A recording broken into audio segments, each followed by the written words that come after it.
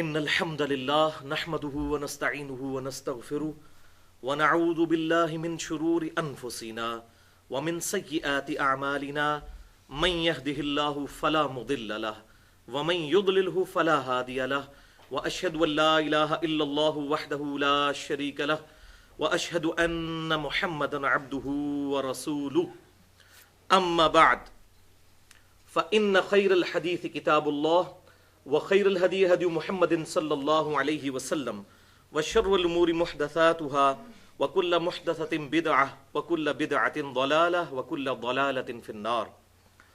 أعوذ بالله السميع العليم من الشيطان الرجيم من همزه ونفخه ونفثه. بسم الله الرحمن الرحيم. رب اشرح لي صدري ويسر لي أمري واحلل عقدة من لساني يفقهوا قولي. بسم الله الرحمن الرحيم. ان الله وملائكته يصلون على النبي يا ايها الذين امنوا صلوا عليه وسلموا تسليما. اللهم صل على محمد وعلى ال محمد كما صليت على ابراهيم وعلى ال ابراهيم انك حميد مجيد. اللهم بارك على محمد وعلى ال محمد كما باركت على ابراهيم وعلى ال ابراهيم انك حميد مجيد. الحمدللہ آج یکم مارچ 2014 کو ہفتے کے دن قرآن کلاس نمبر 124 میں ہم سورۃ الاعراف کی آیت نمبر 200 سے لے کر 202 تک کے کانٹیکسٹ میں اپنے اسی موضوع کو آگے لے کر چلیں گے جس پہ ہم نے پچھلے ہفتے تقریباً 80 منٹ گفتگو کی تھی، اور ہماری وہ ویڈیو بک مسئلہ نمبر 83A کے نام سے اہل سنت پاک.com پر اپلوڈ ہو چکی ہے، ہمارے یوٹیوب کے چینل 720085 کے تھرو، اور اسی طریقے سے یوٹیوب پہ چینل ہے انجینئر محمد علی مرزا، اور tune.pk پہ بھی انجینئر محمد علی مرزا کے نام کا چینل موجود ہے، اس کے تھرو ہم نے یہ گفتگو اپلوڈ کی ہے، اور اس کا عنوان تھا مسئلہ نمبر 83A، شیطانی وسوسوں کا علاج قرآن و سنت کی روشنی میں۔ آج انشاءاللہ تعالی اسی گفتگو کا دوسرا حصہ ڈسکس ہوگا، اور اس پرٹیکولر گفتگو میں انشاءاللہ تعالی ہم آج کے دور کے ایک لیڈنگ ایتھیسٹ رچرڈ ڈاؤکنس کی جو کتاب ہے دا گاڈ ڈیلوژن، اس کا انشاءاللہ تعالی کریٹیکل انالیسز کریں گے، اور ہماری یہ ویڈیو بک پھر انشاءاللہ تعالی قیامت تک کے لیے ایک ایسٹ تیار ہو جائے گا اللہ کے فضل سے، اور یہ اپلوڈ ہوگا مسئلہ نمبر 83B کے نام سے، اور اس کا عنوان ہوگا Who created God? A critical analysis of modern satanic traps.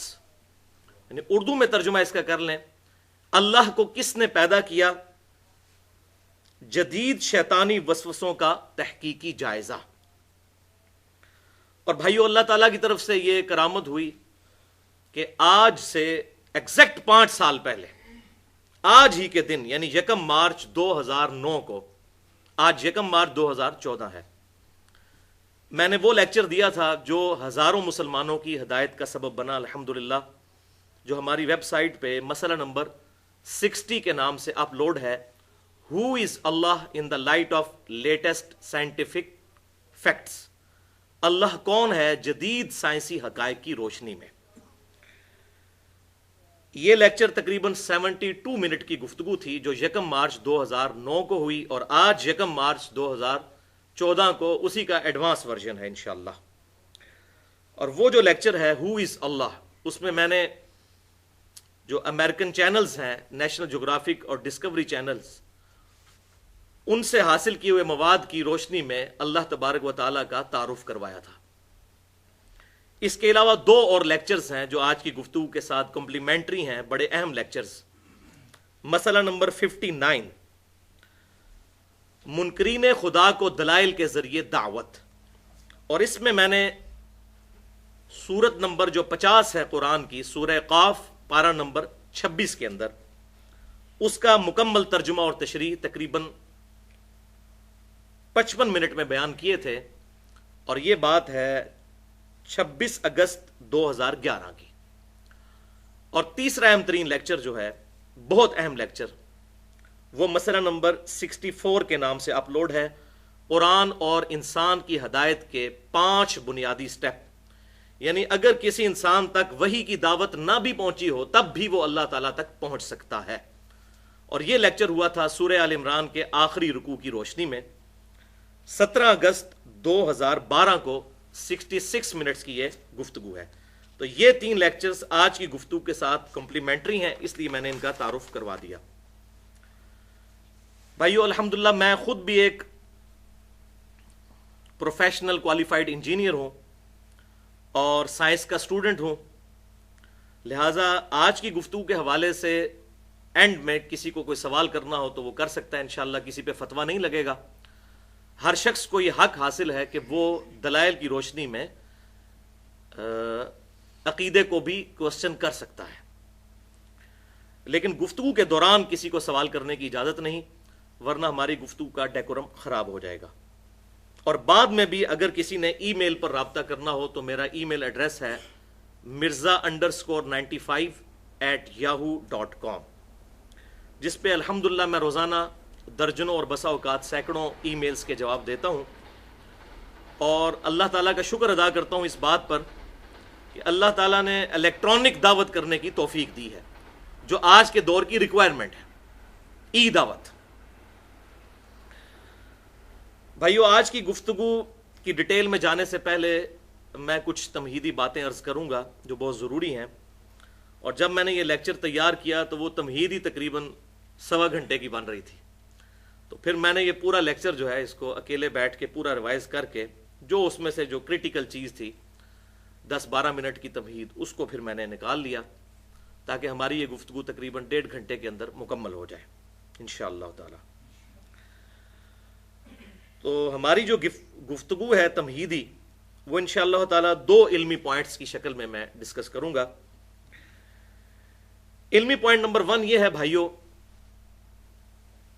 کہ انسان کے پاس اللہ تعالیٰ کی دی ہوئی نعمتوں میں سے سب سے بڑی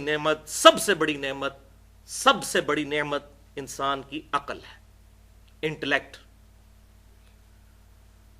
اور میں نے پہلے بھی کئی دفعہ بتایا کہ اب جدید میڈیکل سائنس اس بات کی تصدیق کر چکی ہے کہ دماغ بھی سوچتا ہے اور دل بھی سوچتا ہے، لہذا دونوں چیزوں کو آپ ملا کر عقل کہہ لیں. حتیٰ کہ سب سے بڑا حق یعنی اللہ اور اس کے رسولوں پر ایمان لانا عز وجل و علیہم الصلاۃ والسلام، یہ بھی اسی عقل کی بدولت ممکن ہے. اسی لیے اللہ تعالیٰ نے تورات اور انجیل کے اندر یعنی اولڈ ٹیسٹمنٹ اور نیو ٹیسٹمنٹ میں بھی، اور اس فائنل ٹیسٹمنٹ یعنی قرآن حکیم کے اندر بھی وہی 10 کمانڈمنٹس ارشاد فرمائی ہیں جو تورات اور انجیل کے اندر موجود تھیں. اور قرآنک ورژن ان کا سورہ بنی اسرائیل کی آیت نمبر 22 سے لے کر 39 تک ہے، 17 آیات میں. اور اس میں جو 9th کمانڈ آئی ہے سورہ بنی اسرائیل آیت نمبر 36، بسم اللہ الرحمن الرحیم، وَلَا تَقْفُ مَا لَيْسَ لَكَ بِهِ عِلْمٌ إِنَّ السَّمْعَ وَالْبَصَرَ وَالْفُؤَادَ كُلُّ أُولَٰئِكَ كَانَ عَنْهُ مَسْئُولًا. اے انسان، کسی چیز کی پیروی اس وقت تک مت کر جب تک کہ تجھے اس چیز کے بارے میں ڈیفینیٹ علم حاصل نہ ہو جائے. بے شک کان، آنکھیں اور عقل، اپروپریٹ ٹرانسلیشن فواد کی ہے عقل. فعید کہتے ہیں عربی میں بھجیا کو، فائدے والی چیز کو، ایکسٹریکٹ کی گئی چیز. ان 3 اعضاء کے بارے میں تجھ سے پوچھا جائے گا کہ تو نے ان 3 اعضاء کو استعمال کر کے حق بات حاصل کرنے کی کوشش کیوں نہیں کی. اسی طریقے سے سورہ الزمر کی آیت نمبر 9 کے اندر اللہ تعالیٰ نے ارشاد فرمایا، بسم اللہ الرحمن الرحیم، قل هل يستوي الذين يعلمون والذين لا يعلمون انما يتذكر اولو الالباب. اے محبوب صلی اللہ علیہ وسلم فرما دیجئے کہ علم والے اور بغیر علم والے برابر نہیں ہو سکتے، اور نصیحت تو قبول نہیں کرتے مگر عقل والے، اولو الالباب. اور اس کے برعکس جو لوگ اپنی عقل کو استعمال نہیں کرتے، اپنے کانوں کو استعمال نہیں کرتے، اپنی آنکھوں کو استعمال نہیں کرتے، اللہ تعالیٰ نے ان کے ایک ایک عضو کا ذکر کر کے آخر میں گاڑا فتویٰ لگایا ہے. جو لوگ کان استعمال نہیں کرتے، آنکھیں استعمال نہیں کرتے، عقل استعمال نہیں کرتے، سورۃ الاعراف کی آیت نمبر 179 میں اللہ تعالیٰ نے ان پر گاڑا فتویٰ لگایا، اولئک کالانعام بل ہم اضل. یہ لوگ تو جانوروں کی مانند ہیں مگر بلکہ اس سے بھی بڑھ کر. اولئک کالانعام بل ہم اضل.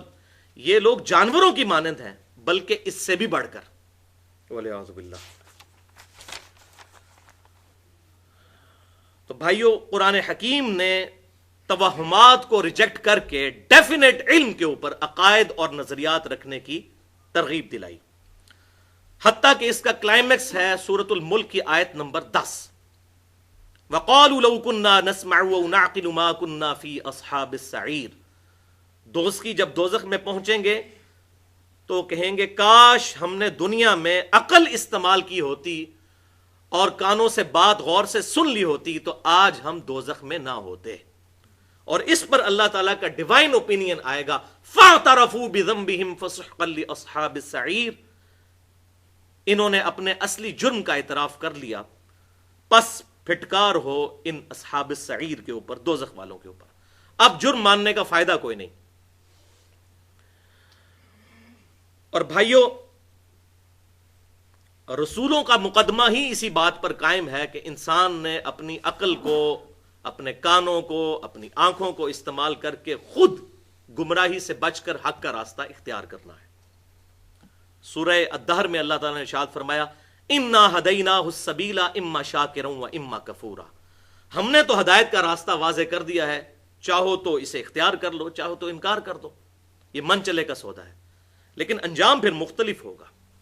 انکار کرنے والوں کا انجام پھر اللہ کا غضب، اور ماننے والوں کا انجام جو ہے وہ اللہ تعالیٰ کی رحمت کا مقام جنت. تو اللہ تعالیٰ نے انسان کو یہ جو آزاد دیے، ان کی وجہ سے اکاؤنٹیبل ٹھہرا لیا ہے کہ انسان نے خود ہدایت کا راستہ اختیار کرنا ہے، نہ کہ ڈیسٹنی کا بہانہ بنانا ہے کہ میری تقدیر میں یہ لکھا تھا، میری قسمت میں یہ لکھا تھا. اگر اس طرح کی یہ تمام معاملات جو اللہ تعالیٰ نے حکمیہ ہمیں ارشاد فرمائے ہیں انہیں تقدیر پر چھوڑ دیا جائے، پھر تو رسولوں کا مقدمہ ہی ختم ہو جائے گا. رسولوں کا دنیا میں آنے کا مقصد ہی یہی ہے کہ ہمیں اس بات پہ جھنجھوڑیں کہ ہم اپنی عقل کو، اپنی آنکھوں کو، کانوں کو استعمال کریں. ادروائز اگر اللہ تعالیٰ نے زبردستی کسی کی ڈیسٹنی میں دوزخ یا جنت لکھی ہوئی ہے، پھر تو رسولوں کی ضرورت ہی کوئی نہیں، کتابوں کی بھی ضرورت کوئی نہیں ہے. تو ان کتابوں کا مقدمہ اور رسولوں کا مقدمہ اسی بات پر قائم ہے کہ ہم نے اپنا انٹلیکٹ استعمال کرنا ہے. علمی پوائنٹ نمبر 2.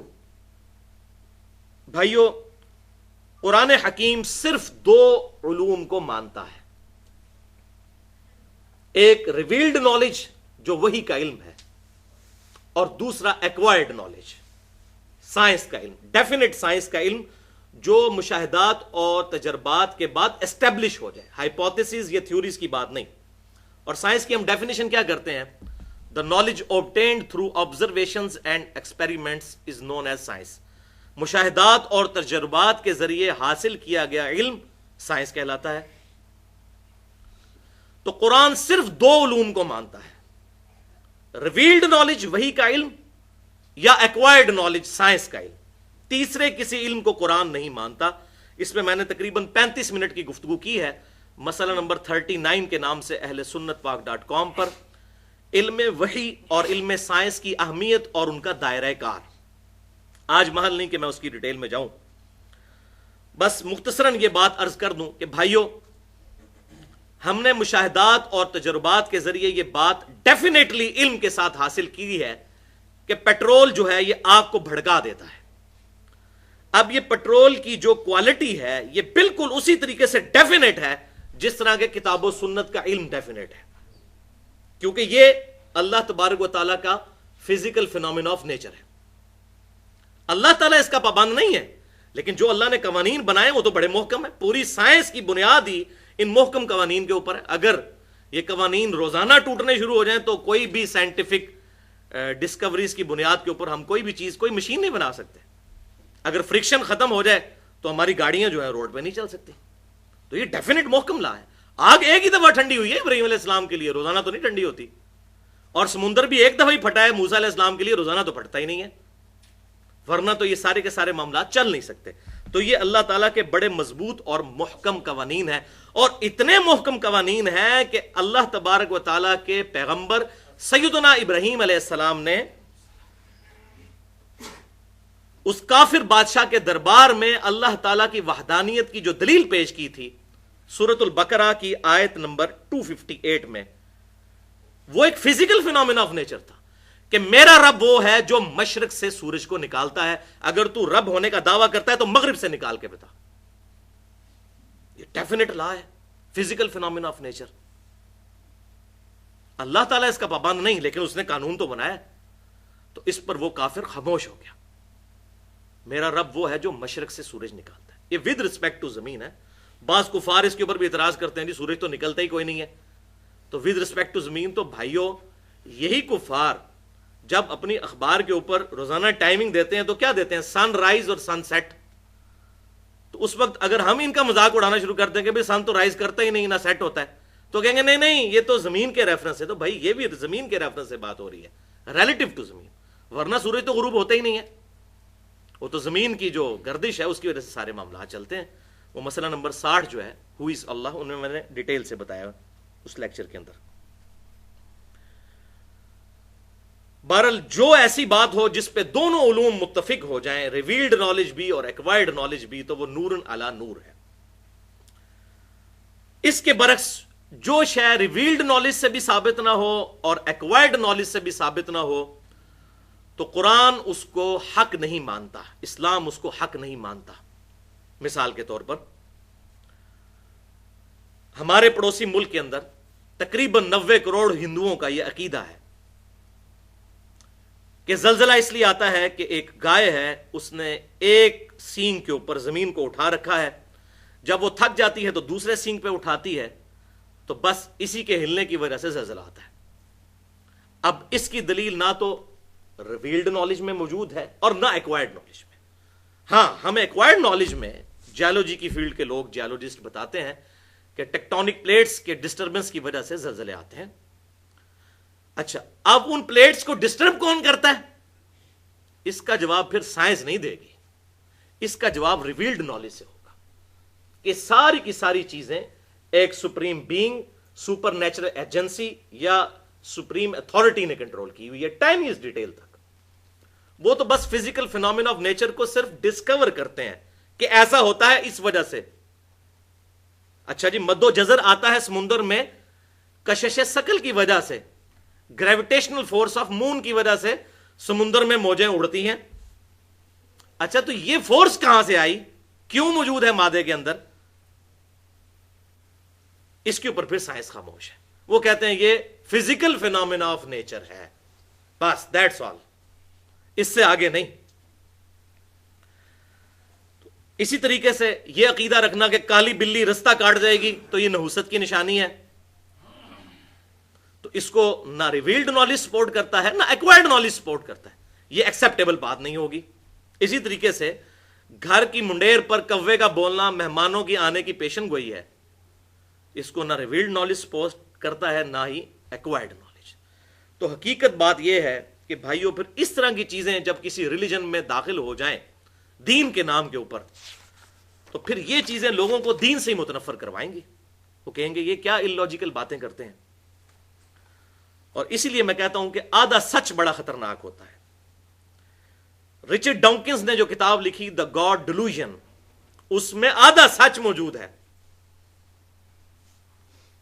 جن چیزوں کا رونا ہم بھی روتے ہیں کہ ایسا نہیں ہونا چاہیے، وہ خود کتاب و سنت کے خلاف ہیں باتیں، اور پھر ان کو موقع ملتا ہے اور وہ پھر اپنے غلط نظریات کو اس آدھے سچ کے ساتھ ملا کے پروپیگیٹ کر دیتے ہیں، اور مسلمانوں کا دماغ پھر الٹا چلنا شروع کر دیتا ہے.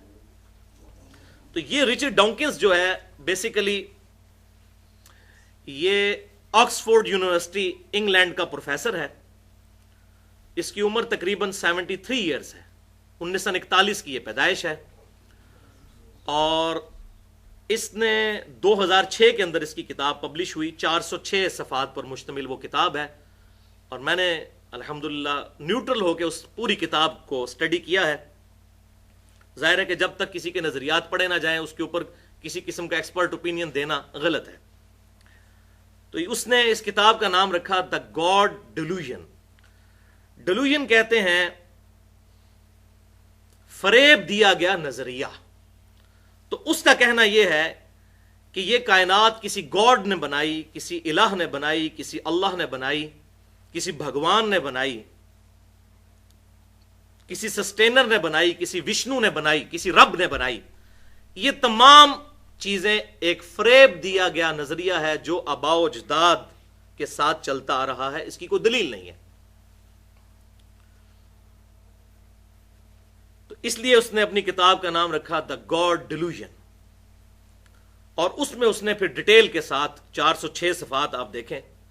اب کتاب پہ اگر میں اس طریقے سے کمنٹس کروں کہ اس کتاب میں ایسا سچ ویسا ربط نہیں ہے جیسا کہ ایک لکھنے والے کے قلم میں ہونا چاہیے, ظاہر ہے وہ ہر بندے کی کیپیبلٹی بھی نہیں ہوتی.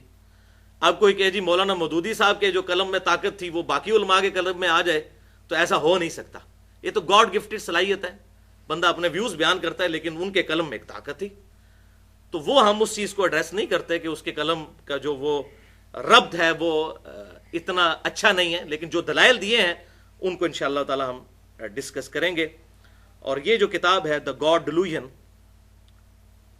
اس کو انشاءاللہ تعالی میں 5 علمی پوائنٹس کی شکل میں ڈسکس کروں گا. ایک دفعہ دروشی پڑھ لیجئے. اللہم صلی علی محمد وعلی آل محمد کما صلیت علی ابراہیم وعلی آل ابراہیم انک حمید مجید. اللہم بارک علی محمد وعلی آل محمد کما بارکت علی ابراہیم وعلی آل ابراہیم انک حمید مجید. علمی پوائنٹ نمبر 1. بھائیو, یہ جو کتاب ہے دا گاڈ ڈیلوژن, یعنی گاڈ کا نظریہ ایک فریب دیا گیا نظریہ ہے. اس کتاب کے اوپر اگر میں ایک جملے میں اپنا ایکسپرٹ اوپینین بیان کروں تو وہ ایک جملے کی شکل میں یوں بنے گا کہ یہ کتاب جو ہے revenge of baseless and non scientific thoughts and beliefs of Christianity. موجودہ عیسائیت کے بے بنیاد اور سائنس کے خلاف عقائد اور نظریات کا رد عمل ظاہر ہوا ہے, کیونکہ رچرڈ ڈاؤکنز خود بھی ایک کیتھولک عیسائی گھرانے میں پیدا ہوا, اور اس نے جب عیسائیت کو اسٹڈی کرنا شروع کیا, اولڈ ٹیسٹمنٹ کو اور نیو ٹیسٹمنٹ کو, تو اس کو اس میں ایسی چیزیں نظر آئی کہ اس نے کہا یہ کلام تو ماننے کے قابل ہی نہیں ہے. پھر اس نے واقعی پھر اس اعتبار سے تو ڈیلوژن کا لفظ صحیح استعمال کیا. جو کچھ اس کے اندر خدا کا کانسیپٹ پیش کیا گیا ہے اور بگاڑ کے چیزیں, جو ظاہر ہے کہ تورات اور انجیل اس وقت ٹیمپرڈ فارم میں ہمارے پاس موجود ہے, اصلی حالت میں تو موجود نہیں ہے. اور جب تحریف شدہ چیز ہے تو اس کے اندر ظاہر ہے کہ سائنٹیفک ایررز بھی ہوں گے. مثلا اولڈ ٹیسٹمنٹ میں یہ بات لکھی ہوئی ہے, میں پورے ریفرنسز دوں گا تو ٹائم زیادہ لگے گا, کہ زمین چوکور ہے, جبکہ آج ڈیفینیٹ علم سائنس کے ذریعے ہمیں یہ بات پتہ چل چکی ہے, فزیکلی دیکھ لیا ہے لوگوں نے. یہ جتنے بھی اجرام میں فلکی ہیں, جتنے بھی سیارے ہیں جو ہمیں نظر آتے ہیں, جیسے سورج چاند, یہ گول ہیں. قرآن ایسی غلطی نہیں کرتا, اس لیے کہ یہ ٹیمپرڈ فارم میں نہیں ہے. قرآن پاک میں اللہ تعالیٰ نے سورہ النازعات میں سورت نمبر 79 اور آیت نمبر 30 میں ارشاد فرمایا وَالْأَرْضَ بَعْدَ ذَلِكَ ضَحَاهَا, ہم نے زمین کو اس کے بعد ایگ شیپ میں بنایا, اور یہ ایگ پرٹیکولر شتر مرغ کا انڈا جو ایلپٹیکل شیپ میں ہوتا ہے. قرآن یہ سائنٹیفک غلطی نہیں کرتا, اس لیے کہ یہ ٹیمپرڈ فارم میں نہیں ہے. اور ظاہر ہے کہ یہ کائنات اللہ کا فعل ہے اور قرآن اللہ کا قول ہے. اللہ کے قول اور فعل میں تضاد نہیں ہو سکتا. یہ اسی کی کتاب ہے جس نے کائنات بنائی, یہ پوری کائنات اس کا فعل ہے اور یہ کتاب اس کا قول ہے. قول اور فعل میں تضاد اللہ کے نہیں ہو سکتا. اور بھائیو, یہ جو سائنٹیفک ایررز بیسیکلی کرسچینٹی کی کتابوں میں موجود ہیں, یا جیوز کی کتابوں میں, جوڈائزم میں, انہی چیزوں سے متنفر ہو کر پھر لوگ تیزی کے ساتھ اسلام کی طرف آئے جب قرآن کو انہوں نے اسٹڈی کیا. اور 11 ستمبر 2001 کے ٹوئنز ٹاور کے اٹیک کے بعد 9 مہینے کے اندر 34,000 امریکنز نے اسلام قبول کیا، امریکنز پلس یورپین سارے ملا کے. اور 2007 میں جب پاکستان ہمارے ملک میں کلنٹن آیا تو اس نے جیو کو انٹرویو دیتے ہوئے آن ایئر یہ بات بالکل کی، لائیو میں نے خود سنی، کہ اسلام از دا فاسٹسٹ گروئنگ ریلیجن ان امریکہ. امریکہ میں سب سے تیزی سے پھیلنے والا دین اسلام ہے، اور ہمارے کریکٹر کی وجہ سے نہیں، اس کتاب کی وجہ سے. بخاری اور مسلم کی متفق علیہ حدیث ہے کہ تمام انبیاء پر ایمان لانے والے لوگوں کی تعداد ڈیپینڈ کرتی ہے اس نبی کو دیے گئے معجزے پر، اور میرا معجزہ ہے وہی کا معجزہ. میں اللہ سے امید کرتا ہوں کہ سب سے زیادہ ایمان لانے والے لوگوں کی تعداد قیامت والے دن میرے ماننے والوں کی تعداد ہوگی. اور بخاری اور مسلم کی متفق علیہ حدیث ہے کہ جنتیوں کا نصف میری امت سے ہوں گے، اس معجزے کی وجہ سے. آج عیسیٰ علیہ السلام کے جو معجزات ہیں ان کو ہم پریکٹیکلی ثابت تو نہیں کر سکتے، لیکن ہم نے جس معجزے کی بنیاد پر دعوی نبوت کیا ہے آپ صلی اللہ علیہ وسلم کے حق میں، وہ یہ کتاب ہے. اس کو کوئی بندہ بھی چیک کر سکتا ہے. آج سائنس اپنے عروج پہ ہے، چیک کرے، کوئی ایک آیت بھی اسٹیبلش سائنس کے خلاف دکھا دے. لیکن یہ اتنا بڑا دعویٰ نہ تو جیوز کر سکتے ہیں نہ کرسچنز کر سکتے ہیں. ان کا تو پول پھر رچرڈ ڈاؤکنز نے اس کتاب میں دا گاڈ ڈیلوژن میں کھول دیا، اور میں وہ آپ کو بتا دیتا ہوں. اور یہ ہے سب سے بڑا ایشو، انتہائی غیر اخلاقی واقعات، شرمناک واقعات.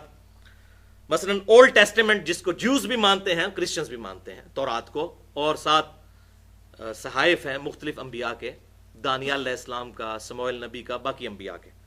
اس میں اولڈ ٹیسٹیمنٹ میں باب 19 آیات 29 سے لے کر 38 تک، ان آیات کے اندر میں نے یہ خود پڑھی ہے، میں زبانی کلامی بات نہیں کر رہا، میرے پاس نوٹس بنے ہوئے ہیں، میرے پاس original Old Testament Kings James Version موجود ہے، یہ حوالہ میں نے دے دیا. ان آیات کے اندر پوری ایک سٹوری لکھی ہے کہ لوط علیہ السلام کی جب قوم ہلاک کی گئی تو صرف 2 بیٹیاں بچ گئیں. یہ بات تو ٹھیک ہے، جو ایمان لے کر آئی، باقی سب ہلاک ہوئے. تو ان بیٹیوں نے آپس میں مشورہ کیا کہ اب روئے ارض پہ کوئی مرد نہیں بچا، حالانکہ اس ایریے میں مرد نہیں تھا، باقی پوری دنیا میں تو موجود تھے، ابراہیم علیہ السلام موجود تھے ایک ہی زمانے میں. لہٰذا اب ہمارے باپ کی نسل اسی صورت آگے چل سکتی ہے کہ ہم اپنے باپ کو شراب پلا کر اور اس کے ساتھ بدکاری کریں، بولے اعوذ باللہ تعالی.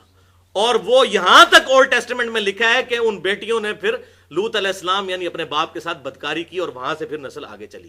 یہ جناب بنی اسرائیل کی نسل چل رہی ہے آگے، بولے اعوذ باللہ تعالی. اسی طریقے سے اولڈ ٹیسٹیمنٹ میں ہی سموئیل 2 باب 11 آیات 2 سے لے کر 6 تک سیدنا داؤد علیہ السلام کا واقعہ لکھا ہوا ہے کہ وہ اپنے ایک سولجر، اپنے ایک صحابی، اوریا اس کا نام تھا، اس کی بیوی پر عاشق ہو گئے. اس کو انہوں نے نہاتے ہوئے اس کا ننگا جسم دیکھ لیا، اور پھر اپنے اس فوجی کو جنگ کے اندر آگے بھیج کر قتل کروا دیا. اور جب وہ قتل ہو گیا تو اس کی عورت کے ساتھ خود شادی کر لی. بولے اعوذ باللہ تعالی.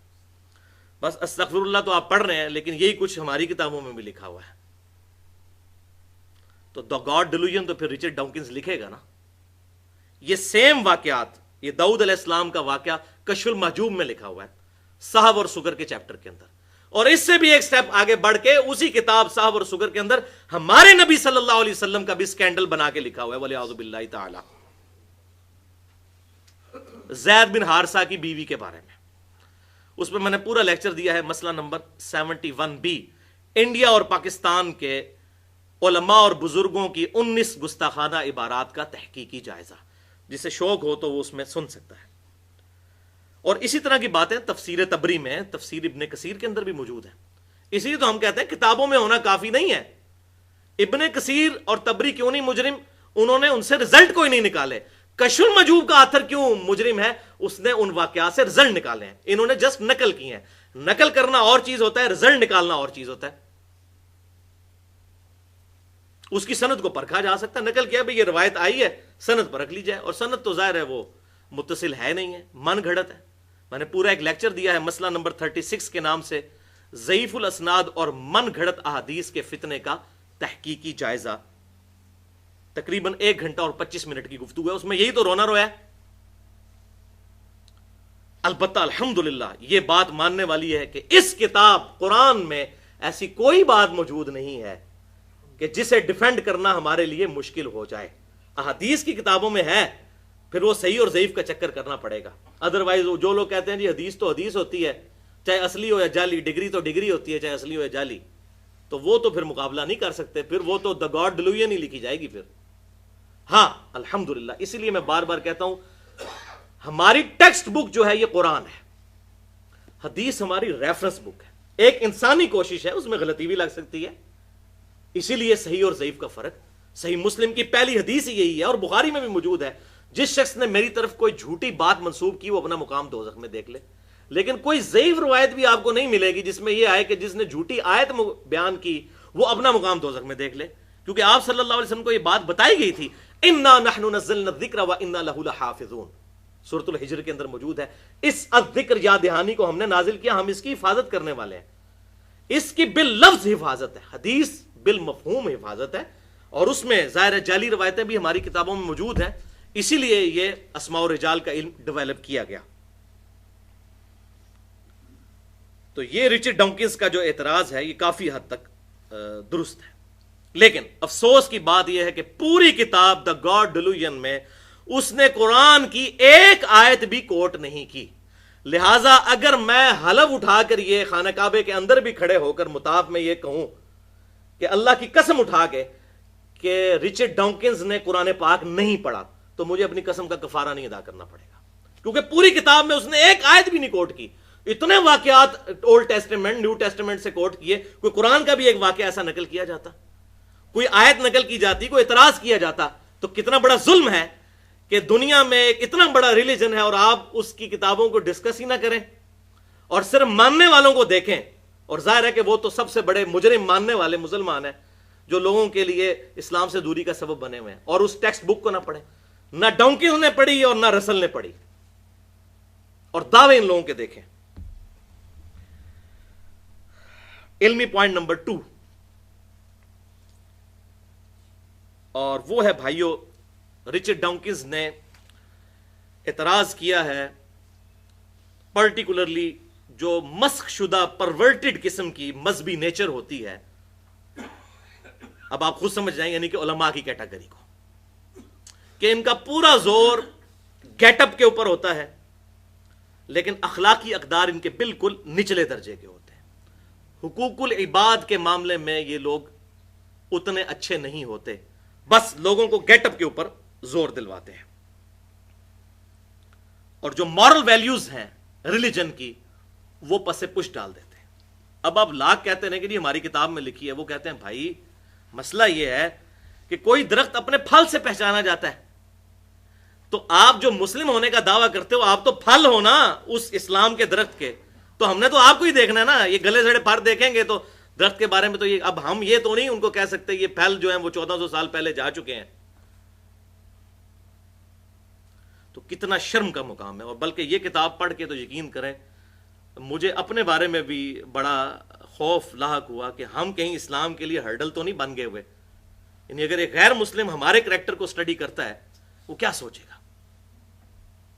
گندگی ڈالتے ہیں ہم لوگ اوپنلی سڑکوں کے اوپر، جہاں چاہیں گے چھلکا پھینک دیں گے. وہاں یہ لوگ نہیں کرتے، ایسے لوگوں کا خیال کرتے ہیں. اب یہ جو مورل ویلیوز اور اخلاقی اقدار ہیں بیسیکلی، اب ایک عام آدمی کو تو اس کے ساتھ غرض ہے، آپ ماتھا گھسا دیں نمازیں پڑھ کے، اس سے مجھے تو کوئی فائدہ نہیں ہے. آپ کی اخلاقیات سے میں متاثر ہوں، برے اخلاق سے یا اچھے اخلاق سے، تب اس کا نفع یا نقصان مجھے پہنچے گا. اور اسی طریقے سے یہ جو مسخ شدہ جو مذہبی نیچر ہے، لوگوں پر کفر کے فتوے لگانا اور یہاں تک کہ قتل کر دیا جائے ان کو، ایک عام مسلمان کو جو کلمہ گو ہے، میں کہتا ہوں چاہے اس میں جتنی بھی مرضی بڑی خرابی پائی جاتی ہے، کسی انسان کی جان لینے کا حق اللہ تعالیٰ نے کسی کو نہیں دیا. سورۃ المائدہ میں اللہ تعالیٰ نے فرمایا کسی ایک انسان کو مارا پوری انسانیت کا قتل ہے یہ. اور ایک مسلمان اسلام کے نام پر دوسرے مسلمان کی جان لے لے، یہ کون سا اسلام ہے؟ اور ظلم کی انتہا ہے کہ اب پاکستان کے اندر 2014 میں ہم 1 مارچ کے دن بیٹھے ہوئے ہیں یہاں پہ، پولیو ٹیموں کے اوپر حملے ہو رہے ہیں. یہ کون سا اسلام ہے؟ جبکہ ہم نے ڈیکیز کی سٹڈی کے بعد یہ بات لرن کر لی ہے کہ پولیو ایک ایسا مہلک مرض ہے کہ ویکسینیشن کے بغیر اس کا علاج نہیں ہے. لوگ معذور ہوئے پڑے ہیں، دیکھ لیں، پوری زندگی کے لیے پورے خاندان ڈسٹرب ہے. اور پھر جناب اب حتیٰ کہ امام کعبہ کو کانفرنس کروانی پڑی ہے. میں کل ٹی وی پہ دیکھ رہا تھا، اس نے فتویٰ دیا کہ جناب یہ پولیو ٹیموں پہ حملہ نہ کریں، پولیو کے قطرے پلانا کوئی غیر شرعی نہیں ہے. یعنی ان کا اسلام آپ دیکھیں کہاں پہ آ کے رکا ہوا ہے. ان سے پوچھیں کہ ایمانداری سے بتاؤ پچھلے سال میں کتنی نمازیں فجر کی آپ نے تکبیر اولیٰ سے پڑھی ہیں جو اسلام کی بنیاد ہے. اور اس طرح اسلام کا امیج غلط، پھر خودکش حملوں کے ذریعے عوام الناس کو نشانہ بنانا. ٹھیک ہے، اس میں یہ بات بھی صحیح ہے کہ امریکہ بھی اپنے مقاصد کی خاطر یہ کام کر رہا ہے، لیکن ہم بھی پاکستان میں بھائی رہتے ہیں، ہمیں بھی پتہ ہے اس وقت ہمارے ملک کے اندر کیا ہو رہا ہے. جتنا مرضی پردہ ڈالیں تو حقائق تو سارے کے سامنے. یہی معاملہ جو ہے کرسچینٹی کے اندر بھی رچرڈ ڈاؤکنز نے آبزرو کیا کہ کیتھولک اور پروٹیسٹنٹ وہاں پہ لڑتے ہیں ایک دوسرے کے خلاف قتل کے فتوے، جس طرح یہاں پر شیعہ سنی کی بنیاد پہ ایک دوسرے کو قتل کیا جا رہا ہے. ابھی میں وہ رپورٹ سن رہا تھا کہ یہ جو پاکستان کے طالبان ہیں ان کے 50% جو گروپس ہیں ان کے امیر لشکر جھنگوی کے ایکس بڑے بڑے مجاہدین ہیں. اور لشکر جھنگوی ہم سے کوئی بھولا ہوا ہے جو سوائے دیوبند کے دنیا کے ہر مسلمان کو کافر سمجھتے ہیں علی اعلان. تو جب یہ لوگ وہاں جائیں گے تو جا کے کیا اسلام پھیلائیں گے؟ اپنے مسئلے کی بات کریں گے نا. یہ ان کی ہسٹری ہے. جو ان کی ڈیمانڈ جائز ہے، میں اس ڈیمانڈ کے اوپر بات نہیں کرتا، وہ پوری نیشن کی ڈیمانڈ ہے. بات طریقے پہ ہو رہی ہے. اسی طریقے سے یہاں سے بھی اگر کوئی زیادتی کرتا ہے گورنمنٹ کی طرف سے یا فوج کی طرف سے اگر زیادتی ہوتی ہے ہم اس کو کنڈیم کرتے ہیں. مسئلہ یہ نہیں ہے، مسئلہ یہ ہے کہ اسلام کا امیج لوگوں تک کیا جا رہا ہے. تو شیعہ سنی فساد کی بنیاد کے اوپر قتل و غارت کیا جا رہا ہے. شکر ہے کہ رچرڈ ڈاؤکنز نے ایک مہربانی کی دا گاڈ ڈیلوژن میں. اس کو مہربانی اس لیے کرنی پڑی کہ اس کا اپنا نام بیچ میں آ رہا تھا کہ جب لوگوں نے اعتراض کیا کہ آپ کہتے ہیں جی ایتھیسٹ جو ہیں بڑے اخلاقی لوگ ہیں، تو دنیا میں 2 بڑے ایتھیسٹ جو ہیں انہوں نے تو لاکھوں نہیں کروڑوں لوگ قتل کیے ہیں. نمبر 1 ہٹلر اور دوسرا سٹیلن. جرمنی اور رشیا، ان دونوں کے جرنل پیرلل میں جنگ عظیم دوم کے اندر جو کچھ ہوا. تو اس نے کہا کہ بھائی یہ 2 جو ہیں ہم ان کو کنڈیم کرتے ہیں، یہ سارے ایتھیسٹ کی ریپریزنٹیشن نہیں ہو سکتے. تو ہم بھی کہتے ہیں جو لوگ اسلام کے چہرے پر بدنما داغ بنے ہوئے ہیں یہ اسلام کے ٹرو ریپریزنٹیٹو نہیں ہے. جس طرح یہ کہتے ہیں جی ہٹلر اور سٹیلن نہیں ہے، تو ہم کہتے ہیں یہ لوگ بھی ریپریزنٹیٹو نہیں ہے اسلام کے. اسلام کو سٹڈی کرنا ہے تو اس کتاب کے ذریعے. اور میں آپ کو اتنی شرمناک اور خطرناک بات بتاؤں، اس وقت کتنے غیر مسلم مسلمان ہوئے ہیں جنہوں نے کامنٹس اپنے دیے ہیں، ویڈیوز میں رکھے ہوئے ہیں کہ اللہ کا شکر ہے کہ ہم نے مسلمانوں کو سٹڈی کرنے سے پہلے قرآن کو سٹڈی کر لیا، ورنہ ہم کبھی مسلمان نہ ہوتے. اور میں بھی آپ کو کہتا ہوں میں بھی کبھی مسلمان نہ ہوتا اگر غیر مسلم ہوتا، اگر ان کے کرتوت دیکھتا ایک دوسرے کو قتل کر رہے ہیں یہ لوگ. حقیقت ہے. وہ کہتے ہیں شکر ہے قرآن سٹڈی کر لیا.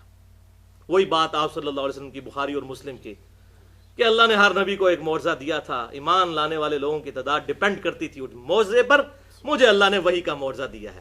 آپ صلی اللہ علیہ وسلم کو پورا رلائے اس کتاب کے اوپر تھا کہ یہ کتاب دنیا پہ میرا خلیفہ ہے. الحمدللہ.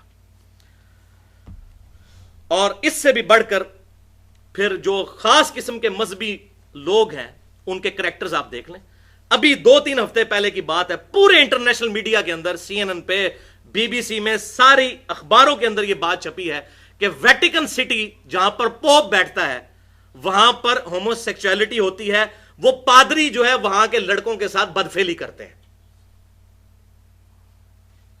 تو دا گاڈ ڈیلوژن تو لکھے گا نا رچرڈ ڈاؤکنز، وہ کہے گا یہ ہے ریلیجن کہ لبادے اوڑے میں اخلاقیات کے اور ویٹیکن سٹی میں بیٹھ کے جو مرکز ہے کرسچینٹی کا، تقریباً سمجھ لیں آپ 1.5 ارب لوگوں کا، پروٹیسٹنٹ کو نکال دیں تو 1.5 ارب لوگوں کا، وہاں پہ یہ کرتوت ہو رہے ہیں. اور پاکستان میں اور انڈیا اور بنگلہ دیش میں جو ہمارے مولوی بچوں کے ساتھ کر رہے ہیں مدرسوں میں، وہ تو آپ کو بتانے کی ضرورت نہیں ہے. ویٹیکن سٹی کو تو چھوڑے، ادھر تو جگہ جگہ ویٹیکن سٹی بنا ہوا ہے. اسی لیے لوگوں نے آپ بچوں کو مدرسوں میں داخل کروانا چھوڑ دیا ہے. دن کے وقت بھیجتے ہیں، شام کو واپس لے آتے ہیں، بھائی رات نہیں وہاں گزارنے دینی. تو یہاں بھی وہی صورتحال بنی ہوئی ہے والعیاذ باللہ تعالی. تو بات بالکل ٹھیک ہے جو نیو مسلمز کی، کہ اگر ہم قرآن کو سٹڈی نہ کرتے، صرف مسلمانوں کو سٹڈی پہلے کر لیتے، ظاہر ہے مسلمانوں کو سٹڈی کر لیتے پھر قرآن کو بھی سٹڈی نہ کرتے. اب پتہ چلا کہ سب سے بڑے اسلام کے دشمن ہم مسلمان ہیں. اب یہ جتنی میں گفتگو کر رہا ہوں، میں نے تو الحمدللہ یہ لیکچر تیار کرتے ہوئے بڑی دفعہ توبہ کی ہے کہ میں نے اپنی اصلاح کرنی ہے. ہم لوگ بھی سارے کوشش کریں اور دعا کر کے اٹھیں کہ ہم نے آج کے بعد انشاءاللہ اپنی اصلاح کرنی ہے. ہم نے اسلام کے لیے ہرڈل نہیں بننا بلکہ اسلام کی دعوت کا ذریعہ بننا ہے. البتہ رچرڈ ڈانکنز کا یہ کہنا اس کتاب کے اندر کہ شریعت کی پابندی جو ہے یہ نیگیٹو سائیکالوجی ڈیولپ کر دیتی ہے، کہ آپ ہر کام کرنے سے پہلے سوچتے ہیں کہ میں یہ کروں یا نہ کروں، اس طرح سوچ سوچ کے بندہ پاگل ہو جاتا ہے. تو یہ شریعت کی جو پابندی ہے یہ بہت بڑا جو ہے وہ ریلیجن کا نیگیٹو پوائنٹ ہے. تو یہ بات اس کی بالکل غلط ہے. ہم پریکٹیکلی بھی چیک کر سکتے ہیں. خود ایک میاں بیوی کا جو ریلیشن شپ ہے اس کا جو بانڈ ہے دو چیزوں کے اوپر ڈیپینڈنٹ ہے. نمبر 1 سیکس اور نمبر 2 اولاد. تیسرا کوئی بانڈ نہیں ہے میاں بیوی کے ریلیشن شپ کا. اب مجھے بتائیں اگر فری سیکس ہو، میاں جو ہے وہ صرف اپنی بیوی کے ساتھ خاص نہ رہے بلکہ ہر جگہ منہ مارتا رہے کہ جی ٹھیک ہے آزادی ہے، فریڈم ہے، جو مرضی کرتے رہو، کیا پابندی کرنا، اسی طریقے سے بیوی بھی یہی کرتی رہے، تو مجھے بتائیں کہ ایسے مرد اور عورت مل کے کسی خاندان کو وجود بخشیں گے؟ اسی لیے قرآن پاک کی تعلیمات دیکھیں سورہ النور کے اندر کہ مؤمن مردوں کو کہو کہ اپنی نگاہیں نیچی رکھیں اور مومن عورتوں کو کہو کہ اپنی نگاہیں نیچی رکھیں. ہاتھ لگانا یا کوئی سیکچول ایکٹیویٹی کرنا تو بڑی دور کی بات، نگاہ بھی نیچی رکھی جائے، اس کے اندر پاکیزگی ہے. اور یہ میں آپ کو بالکل پریکٹیکلی، اپنی پریکٹیکلی اور دعوے کے ساتھ یہ بات کرتا ہوں کہ جو میاں بیوی ان چیزوں کا خیال رکھتے ہیں ان کے درمیان سیکشول بانڈ بھی مضبوط رہتا ہے اور اولاد کی بنیاد پہ بھی بانڈ مضبوط رہتا ہے. تو لہذا شریعت بہت بڑی نعمت ہے. نمازوں کی جو ٹائمنگ ہے یہ اتنی بڑی نعمت ہے، یعنی ہم کبھی بھی صبح کا وہ اچھا وقت یوٹیلائز کر ہی نہیں سکتے اگر فجر کی نماز ہم پہ فرض نہ ہوتی. میں آپ کو اپنی بات کرتا ہوں، کس کا دماغ خراب ہے اتنی صبح اٹھے؟ ہم ہمیشہ سورج نکلنے کے بعد اٹھتے. آپ ذرا امیجن کریں اگر نماز نہ پڑھنی ہو تو زندگی اس وقت دنیا میں کتنے لوگ ایسے لاکھوں کروڑوں موجود ہوں گے جنہوں نے شاید زندگی میں کبھی سورج نکلتے ہوئے دیکھا ہو، صرف اس وجہ سے کہ ٹائمنگ نہیں ہے. اس طرح آفس سے آئے شام کو سو گئے، رات کو 12 بجے اٹھے، روٹی کھائی، اب نیند ہی نہیں آ رہی. لیکن نہیں، ہم کہتے ہیں نہیں ابھی مغرب کی نماز پڑھنی ہے، پھر عشاء پڑھیں گے، ایک بار ہی سوئیں گے، اور رات کو جب جلدی سوئیں گے صبح جلدی اٹھیں گے. تو یہ ساری کی ساری شیڈیولنگ جو کی ہے شریعت نے، یہ بیسیکلی کو پابندی نہیں ہے بلکہ سلیقہ سکھایا گیا ہے. جس طرح انہوں نے ٹریفک قوانین بنائے ہیں تو یہ کوئی پابندی ہے، اس کی وجہ سے ایکسیڈنٹ سے بچا جاتا ہے اور ساری ٹریفک سموتھ چلتی ہے. تو انسان کے بھی یہ سارے معاملات سموتھ چلنے کے لیے شریعت لعنت نہیں، معاذ اللہ، بہت بڑی نعمت ہے. رہا اب رچرڈ ڈانکنز کا یہ کہنا اس کتاب میں، بہت مزے کی بات ہے اور میں حیران ہوا کہ ایگزیکٹ وہی بات، حالانکہ اس نے قرآن سٹڈی نہیں کیا لیکن قرآن میں بھی یہی بات لکھی ہوئی ہے. وہ یہ کہتا ہے کہ اگر یہ لوگ سمجھتے ہیں کہ آخرت کی زندگی کوئی زندگی ہے تو انہیں تو بےتابی کے ساتھ موت کا انتظار کرنا چاہیے. لیکن دنیا پرستی میں اتنے آگے ہوتے ہیں یہ لوگ کہ راتوں رات امیر بننے کی کوشش کرتے ہیں. ان کو کہ اگر مرنا ہے تو کہتے ہیں میں نے تو ابھی مرنا ہی نہیں ہے. تو اگر واقعی آخرت کی زندگی ایسٹ ہے تو انہیں تو مرنے کے لیے تیار ہونا چاہیے. تو یہ اعتراض اس کا بالکل صحیح ہے. قرآن پاک بھی یہی کہتا ہے کئی جگہ پہ یہودیوں کو ٹانٹ کرتے ہوئے کہ اے یہودیوں، سورہ الجمعہ میں بھی آیا کہ اگر تمہیں واقعی یہ زوم ہو گیا نا کہ تم اللہ کے محبوب بندے ہو اور اللہ کے بڑے لاڈلے ہو تو موت کی تمنا کرو. اور اللہ تعالیٰ فرماتا ہے یہ کبھی موت کی تمنا نہیں کریں گے ان اعمال کے سبب جو انہوں نے آگے بھیجے ہیں. واقعی جس کا آخرت پہ یقین ہے، آخرت کی زندگی اس کے لیے ہر وقت سامنے ہونی چاہیے. دنیا کی زندگی اس کے لیے لائبلٹی ہونی چاہیے. اصل ایسٹ تو آخرت کی زندگی ہے. اور یہی آپ دیکھ لیں صحابہ کرام علیہم رضوان کو کہ موت کا وقت آتا تھا تو خوش ہوتے تھے. کتنے واقعات موجود ہیں کہ نبی صلی اللہ علیہ وسلم سے ملاقات ہوگی. ٹھیک ہے، سیدہ فاطمہ کا تو موجود ہے، بخاری اور مسلم کی متفق علیہ حدیث ہے. کان میں ایک بات کہی تو رو پڑی اور ایک بات کہی تو ہنس پڑی. روئی تھی اس بات پہ کہ آپ صلی اللہ علیہ وسلم دنیا سے تشریف لے جا رہے ہیں، اور ہنس پڑی اس بات کے اوپر کہ آپ نے فرمایا کہ سب سے پہلے تم مجھے آ کے ملو گی. تو وہ تو مرنے سے پہلے ہی ہنس رہی تھی، موت کی تلاش میں تھی. اسی طریقے سے صحابہ کرام نے رضوان نے میدان جنگ میں قتال کے دوران اپنی جانیں جو اللہ کے سپرد کی. واقعی جان ہتھیلی پہ رکھ کے نکلتے تھے وہ لوگ. تو اگر واقعی آخرت کی زندگی کا کانسیپٹ ہے تو پھر آخرت کی زندگی سے پیار کا تقاضا یہ ہے کہ موت کا انسان مشتاق رہے، اور وہی مشتاق رہے گا وَلَا تَمُوتُنَّ إِلَّا وَأَنْتُمْ مُسْلِمُونَ. دیکھنا تمہیں موت نہ ہے مگر اس حال میں کہ مسلمان مرنا. اگر اعمال اچھے کیے ہوں گے تو یقیناً انسان کی تو دنیا سے یہ آزادی ہے. صحیح مسلم میں حدیث ہے کہ دنیا کی زندگی مؤمن کے لیے قید خانہ اور کافر کے لیے جنت ہے. تو قید خانے سے نکلنے پہ خوشی ہونی چاہیے.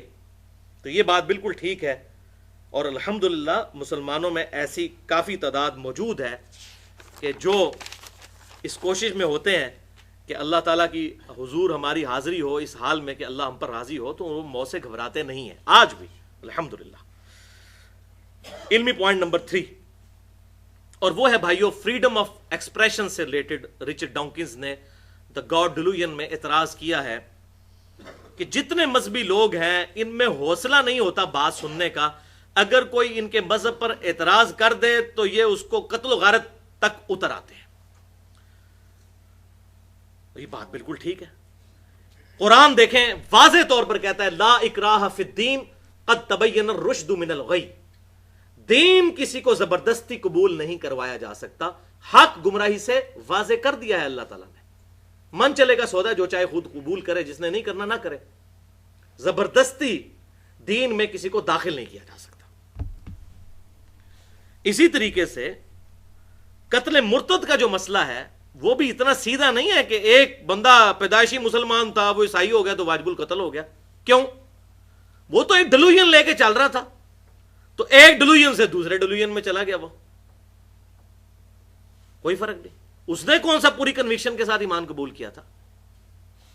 ہاں، جو فساد فی الارض کرے اس کا معاملہ جو ہے وہ تو دنیا کے اندر جتنے بھی غدار لوگ ہیں ان کو تو ملکوں کے قوانین خود سزا دیتے ہیں. فساد فی الارض کے کانٹیکسٹ میں قتل مرتد کا معاملہ ڈیفرنٹ ہے.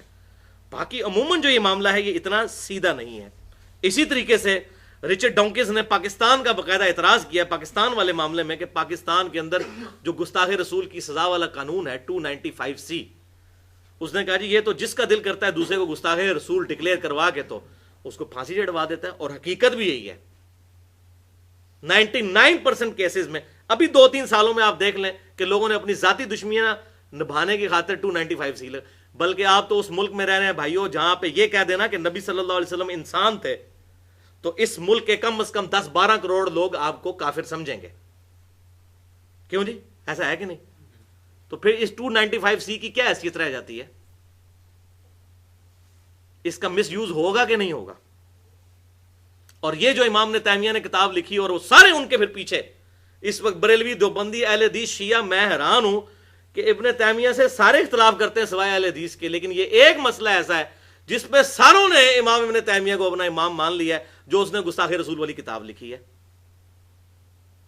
اور اس میں پتہ نہیں انہوں نے کہاں سے وہ مطلب ضعیف روایتیں اکٹھی کر کے یہاں تک امت کو عقیدہ کیا کہہ دیا کہ جی گستاخ رسول کی توبہ بھی قبول نہیں ہے. توبہ استغفار. قرآن تو کہہ رہا ہے کہ اللہ کی گستاخ کی توبہ قبول ہے، جو شرک سے توبہ کر لے. توبہ کا دروازہ تو موت کے غرغرے تک کھلا ہوا ہے. وہ کہتے ہیں نہیں گستاخ رسول توبہ بھی کرے تب بھی اس کو قتل کرنا ہے، توبہ اس کی قبول نہیں ہے. یہ کس قرآن اور حدیث کے اندر یہ بات لکھی ہوئی ہے؟ اسی لیے میں نے آپ کو یاد ہوگا آج سے سال ڈیڑھ پہلے پورا لیکچر ریکارڈ کروایا تھا مسئلہ نمبر 49 کے نام سے. تقریباً 1.25 گھنٹے کی گفتگو تھی گستاخانہ فلم کارٹون سے ریلیٹڈ اور اس وقت مسلمانوں کو کیا لائے عمل اختیار کرنا چاہیے. اس میں گستاخ رسول کی جو سزا ہے وہ کس کانٹیکسٹ میں کہاں تک درست ہے اور کہاں تک یہ جو فراڈ معاملہ بنایا ہوا ہے انہوں نے، اس میں نے کھول کے بیان کیا. اسی طریقے سے اس نے کہا کہ آپ دیکھ لیں کہ کوئی کارٹون بناتا ہے یہ پوری دنیا کے اندر توڑ پھوڑ شروع کر دیتے ہیں. تو بالکل ہمارے سامنے ہے پاکستان کے اندر کیا ہوا تھا، اسی پہ میں نے وہ لیکچر دیا تھا مسئلہ 49. اپنی املاک کو نقصان پہنچایا، پرامن احتجاج نہیں رہنے دیا کسی نے، توڑ پھوڑ کی. آپ کو کہ جی یہ کافروں کی سازش ہے، کافر کیا وہ ہم ان کی شکلیں نہیں پہچانتے ہیں کون ہے وہ؟ یا تو پھر ٹھیک ہے ہماری والی بات کریں کہ یہ منافق ہے مولوی جو یہ اس قسم کے کام کروا رہے ہیں. کس طریقے سے ملک کے اندر جو ہے املاک کو، عام لوگوں کی گاڑیاں جلا دی گئیں، بینک لوٹ لیے گئے. مجھے بتائیں دا گاڈ ڈیلوژن تو لکھے گا نا پھر رچرڈ ڈاکنز. جب اس طرح کے ہمارے کرتوت ہوں گے، اس طرح کا ہمارا کردار ہوگا، تو ہم یہ کون سا کریکٹر غیر مسلموں کو پیش کر رہے ہیں؟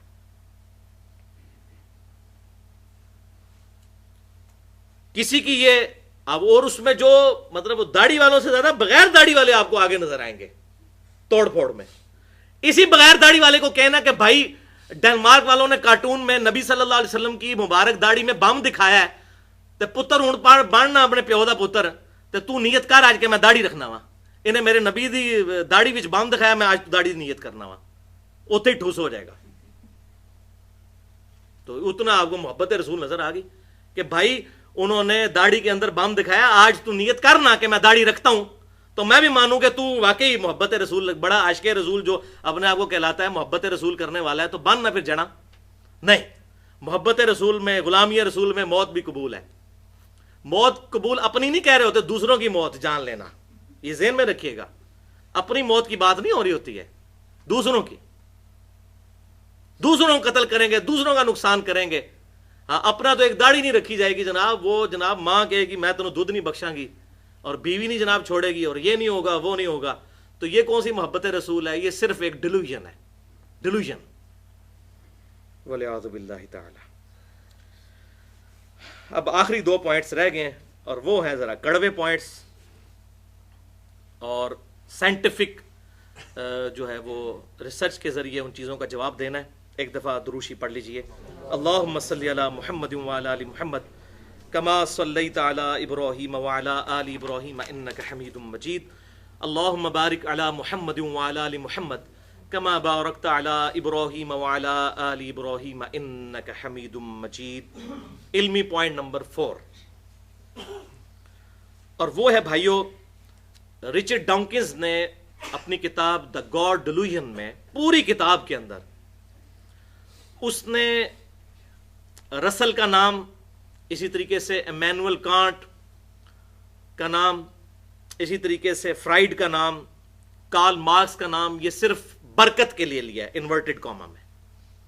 اصل میں جس کو اس نے فالو کیا ہے وہ چارلز ڈارون ہے، جو سمجھ لے اس کا مرشد اعظم ہے، جس کی بنیاد پہ اس نے وہ ساری کتاب جو ہے وہ سارا اپنا مقدمہ پیش کیا ہے.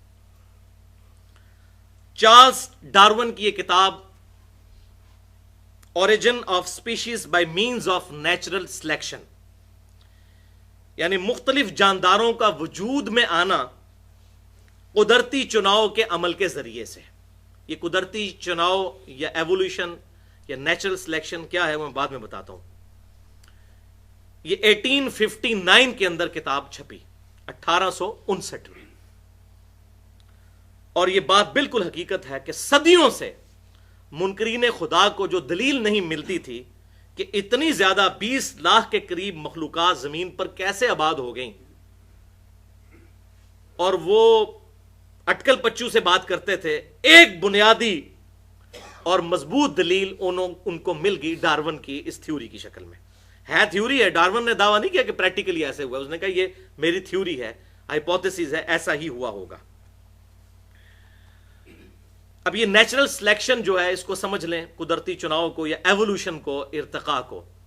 تو ڈارون کا نظریہ یہ ہے کہ شروع میں کہیں سے ایک جاندار وجود میں آ گیا.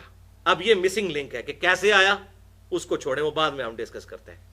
بہرحال ایک جاندار وجود میں آ گیا، اور پھر وقت گزرنے کے ساتھ ساتھ جو اس جاندار پہ حالات اور واقعات آئے،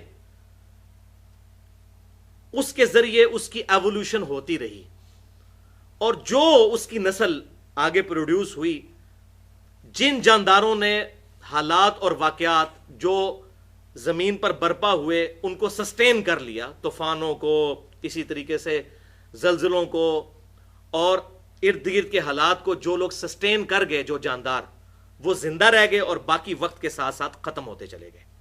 تو اس پورے پروسیس کو وہ کہتے ہیں ایوولوشن، اور قدرتی چناؤ ہوا، نیچرل سلیکشن. تو ہر نسل جو ہے اس طریقے سے آگے شفٹ ہوتی چلی گئی، اور کرتے کرتے اس وقت 20 لاکھ مخلوقات جو ہیں وہ روئے ارض پر موجود ہیں، اور اس کا یہ دعویٰ ہے کہ یہ جو زرافے ہیں یہ ہرن سے بن گئے ہیں. ہرن جو ہیں یہ اپنی گردن لمبی کر کے پتے توڑنے کی کوشش کرتے رہے، حتیٰ کہ ان کی گردن لمبی ہوتی گئی نسل در نسل، اور اتنی بڑی گردن بن گئی. یہ تو کچھ نہیں، جو آگے اس نے بات کی ہے کہ مچھلیاں جو ہیں آہستہ آہستہ پانی سے نکلیں اور ریپٹائلز کی شکل اختیار کر گئیں. یہ مگر مچھ اور ایلیگیٹرز، اور اس طرح مچھلی پانی سے نکلے تو زندہ رہتی ہے. کہتے ہیں جو زندہ رہ گئیں، اب یہ ہائپوتھیسس ہے، جو زندہ رہ گئیں وہ ریپٹائلز کی شکل اختیار کر گئیں. اور اس سے بڑا مذاق کہ یہ ریپٹائلز آہستہ آہستہ انہوں نے اپنے ہاتھوں کو ہلانا شروع کیا تو پرندوں کی شکل اختیار کر لی. اب دیکھیں ہم لوگ ہنس رہے ہیں اس لیے کہ ہم جس جدید دور میں بیٹھے ہیں، ہمیں سائنٹیفک فیکٹس کے ذریعے کتنی ریالٹیز موجود ہمیں پتہ ہے کہ یہ زندگی کتنی کمپلیکس ہے. اس زمانے میں لوگوں نے اس کو اڈاپٹ کر لیا. لیکن ڈارون نے اس کتاب کے اندر یہ انصاف کیا کہ اس نے اس کتاب میں ایک چیپٹر باندھا ہے ڈیفیکلٹیز ان تھیوری، کہ میری یہ جو تھیوری ہے اس میں جو مشکلات مجھے پیش آ رہی ہیں، اس میں سب سے بڑی مشکل اس نے کہا کہ اگر کسی ایک مثال سے بھی یہ بات ثابت ہو جائے کہ کوئی بھی پیچیدہ جانور یا کوئی آرگن، کوئی عضو بغیر ارتقائی تبدیلیوں کے خود بخود بن سکتا ہے اچانک، تو میری یہ ساری کی ساری تھیوری غلط ثابت ہو جائے گی. اور مزے کی بات ہے اس پوری کتاب کے اندر اس نے اس بات کا کوئی تسلی بخش جواب نہیں دیا کہ پہلا جاندار کس طرح وجود میں آیا، کیونکہ وہیں سے تو سارا معاملہ سٹارٹ ہوا. اسی طریقے سے اللہ کا شکر ہے کہ اس نے یہ بھی دعویٰ نہیں کیا کہ زمین پر جو زندگی ہے یہ ہمیشہ سے ہے، تب بھی پرابلم کھڑی ہو جاتی. اس وقت تو اس کو نہیں پتا تھا، وہ تو بعد میں بگ بینگ تھیوری کے ذریعے یہ ساری ڈیٹیل جو میں نے مسئلہ نمبر 60 میں ہو از اللہ میں بتائی ہے کہ یہ اب اسٹیبلش ہو چکا ہے سائنس کے اندر یہ بات کہ کائنات پیدا کی گئی ہے، ہمیشہ سے نہیں ہے. یہ پیدا ہوئی ہے. جب کوئی چیز پیدا ہوئی ہے تو پھر کوئی کریٹر بھی ہے. تو ڈارون کا وہ دعویٰ جو ہے وہ 5 سالوں کے اندر ہی غلط ثابت ہو گیا اس کی کتاب کے آنے کے بعد. اسی دور میں بہت بڑا ایک بیالوجی کی فیلڈ کا سائنٹسٹ تھا، اس کا نام ہے لوئی پاسچر. اس نے اس کے جو یہ دعوے کی بنیاد ہی اکھاڑ دی اور اس نے یہ ثابت کیا تجربات کے ذریعے کہ یہ بات امپاسبل ہے کہ کوئی بھی میٹر خود بخود کسی جاندار کی شکل اختیار کر لے. ایون کوشش کر کے بھی کسی بھی مٹیریل کے ساتھ کوئی جاندار نہیں بنایا جا سکتا. اب اس کو آسان الفاظ میں آپ سمجھ لیں کہ انڈے میں سے چوزا نکلتے تو ہم لوگوں نے دیکھا ہے. انڈا توڑ کے لیسدار مادہ دیا جائے، دنیا جہان کے سارے انٹلیکچوئلز اکٹھے ہو جائیں، اس لیسدار مادے سے ایک چوزا تو بڑی دور کی بات چوزے کی چونچ بنا کے بتا دیں، نہیں بنا سکتے. تو جب یہ کام کرنے سے نہیں ہو سکتا تو خود بخود کیسے ہو رہا ہے؟ جو کام کرنے سے نہ ہو وہ خود بخود کیسے ہو سکتا ہے؟ کیونکہ پہلے یہ سپونٹینیس جنریشن کا کنسپٹ پایا جاتا تھا جب لوگوں کو سائنس کی اتنی نو ہاؤ نہیں تھی. لوگوں میں عقیدہ تھا کہ یہ کیچڑ میں سے مینڈک خود بخود بن جاتے ہیں. وہ تو اب پتہ چلا کہ مینڈک جو ہے ڈورمنٹ پوزیشن میں کئی مہینوں کے لیے زمین میں چلے جاتے ہیں اور برسات کے موسم میں باہر نکلتے ہیں. وہ یہ کہتے تھے جی وہ کیچڑ کی شکل کے ہوتے ہیں تو اسی میں سے بن جاتے ہیں. اب ان کو کیا پتا کہ یہ زندگی کتنی کمپلیکس ہے؟ اس وقت خوردبین تو مائکروسکوپ تو دریافت ہی نہیں ہوئی تھی. یہ تو بعد میں پتا چلا کہ یہ زندگی کتنی کمپلیکس ہے. اسی طریقے سے لوگوں کا یہ کنسپٹ تھا کہ جو گوشت ہے اس میں سے خود بخود چھوٹے چھوٹے کیڑے بن جاتے ہیں. یہ تو بعد میں جب الیکٹرانک مائکروسکوپ دریافت ہوئی تو لوگوں نے دیکھا بھائی وہ چھوٹے چھوٹے کیڑے گوشت میں سے نہیں بنتے. گوشت کے اوپر جو مکھیاں ان کے پاؤں کے ساتھ آ کے جو لارواز کے انڈے آتے ہیں وہ ان میں سے وہ لارواز نکلتے ہیں. اب وہ نیکڈ آئی سے تو نہیں دیکھے جا سکتے تھے. تو لوگوں نے کہا جی گوشت میں سے خود بخود کیڑے پیدا ہونے شروع ہو جاتے ہیں. تو اس طرح پھر الحمدللہ بیالوجی کا یہ لا تو بالکل فائنل ہو چکا ہے کہ living things can never be produced from non living things. زندہ چیزیں کبھی بھی مردہ سے نہیں بنائی جا سکتی، زندہ ہی میں سے زندہ نکلے گا. انڈا مرغی ہی دے گی. اس انڈے کو آپ مشین میں رکھیں، مرغی کے نیچے رکھیں، جہاں سے مرضی، لیکن انڈا جو ہے وہ مرغی نہیں دینا ہے. زندہ چیز میں سے ہی یہ چیز نکلنی ہے. یہ بیالوجی کا لا فائنل ہو چکا ہے. اور دوسرا لا بیالوجی کا یہ فائنل ہو چکا ہے کہ تمام زندہ چیزیں پانی سے پیدا ہوئی ہیں، جو الحمدللہ قرآن پاک میں سورۃ الانبیاء کی آیت نمبر 30 میں بھی موجود ہے۔ 8 سے 1400 سال پہلے جب کسی کو گمان بھی نہیں تھا، اس زمانے میں اگر یہ قرآن کہتا نا کہ تمام زندہ چیزیں ریت سے پیدا ہوئی ہیں تو بات سمجھ آنے والی تھی۔ وہاں تو عرب کے ریگستانوں میں ریت ہی ریت تھی اور پانی تو ہے ہی بڑا مشکل تھا، تو یہ کسی کے دماغ میں کیسے بات آ گئی اگر معاذ اللہ یہ کسی انسان کی لکھی ہوئی کتاب ہو تو۔ سورۃ الانبیاء آیت نمبر 30، وَجَعَلْنَا مِنَ الْمَاءِ كُلَّ شَيْءٍ حَيٍّ، اور ہم نے پانی سے ہر زندہ چیز کو پیدا کیا۔ افلا یؤمنون، کیا اب بھی تم ایمان نہیں لے کر آؤ گے؟ تو یہ 2 لاز الحمدللہ بیالوجی کے فائنل ہو چکے ہیں۔ اور اب اس سٹوری کا ڈراپ سین آیا جب 1950s میں، ہم بڑے خوش نصیب دور میں ہیں 2014 میں، 1950 کے بعد یہ سارا کولیپس آف ایتھیزم اور کولیپس آف ڈارونزم ہونا شروع ہوا ہے صحیح معنوں میں۔ 1950s میں ڈی این اے جب دریافت ہوا، جینز کی سٹرکچر دریافت ہوئی، تو لوگوں کو پتا چلا کہ بھائی لائف تو بڑی کمپلیکس ہے۔ ایک چائے کے چمچ میں اتنے جینز آتے ہیں کہ اگر ان میں ڈیٹا لکھا جائے تو اتنا ڈیٹا سٹور ہو سکتا ہے کہ تاریخ انسان میں آج تک جتنی کتابیں لکھی گئیں یا جتنی لکھی جائیں گی، تمام کا ڈیٹا ان جینز میں سٹور ہو سکتا ہے۔ اور ڈی این اے میں یہ سارے کے سارے معاملات، جو آج ڈی این اے ٹیسٹ بھی ہوتا ہے، یعنی اگر کسی کا ڈی این اے کا سیمپل لے لیا جائے تو بتایا جا سکتا ہے اس کی آنکھوں کا رنگ کیا ہے، اس کے چہرے کی شیپ کیسی ہے، اس کی کھال کی کلر کیسا ہے، اس طریقے سے پورے جسم کو دیکھ کے انسان کے جتنے فیچرز ہیں وہ ڈی این اے سٹرکچر سے پتہ چل سکتے ہیں۔ تو یہ پورے کا پورا کوڈک فارم میں موجود ہے ڈی این اے کے اندر، ڈیزائن کی ہوئی چیز۔ تو یہ اس وقت تو لوگوں کو پتہ ہی نہیں تھا، خوردبین بھی نہیں تھی۔ یہ تو خوردبین کے ذریعے جب چیزیں دیکھی گئیں کہ ایک سیل، ایک خلیہ جو بیسک یونٹ ہے انسان کا، کسی بھی زندہ چیز کا خلیہ، جو 1 ملی میٹر کا بھی 1000واں حصہ ہوتا ہے، دوربین کے ذریعے جب اس کو، خوردبین کے ذریعے، اور پھر الیکٹرانک مائکروسکوپ 1960 کے قریب جو ہے بنائی گئی، جب دیکھا گیا تو پتا چلا کہ بھائی ایک خلیہ اتنا کمپلیکس ہے، اس میں ایک پورا اس کا پاور جنریشن سسٹم ہے، پورے اس کے اندر بیریئر لگے ہوئے ہیں، پوری کنٹرولنگ سسٹم، کنٹرول روم موجود ہے۔ تو حیران کن بات ہے، سائنٹسٹ کہتے ہیں کہ ایک خلیہ، اس کے اندر جتنا کچھ موجود ہے، اگر اس کو ہم ان تمام چیزوں کو پریکٹیکلی بنائیں تو نیو یارک سٹی جتنی جگہ چاہیے ایک خلیہ بنانے کے لیے، جتنی چیزیں ایک خلیے کے اندر رکھی ہوئی ہیں، نیو یارک سٹی، یہ ایک خلیہ بھائیو، ایک خلیہ۔ چلو بنا تو لیں گے، اس میں زندگی کہاں سے ڈالنی ہے؟ ایک خلیہ۔ تو انسان کے جسم میں ایک خلیہ نہیں ہے، سینکڑوں بھی نہیں ہے، لاکھوں بھی نہیں ہے، کروڑوں بھی نہیں ہے، اربوں بھی نہیں ہے، 100 ٹریلین سیلز ہر انسان کے جسم میں موجود ہے، اور 1 ٹریلین 1000 ارب کے برابر ہوتا ہے، 1000 بلین۔ اور 1 ارب اتنا بڑا فگر ہے کہ کوئی شخص 24 گھنٹے اگر 1 2 3 4 5 6 یہ گنتی گنتا رہے تو 25 سے 30 سال لگیں گے 1 ارب گننے کے لیے۔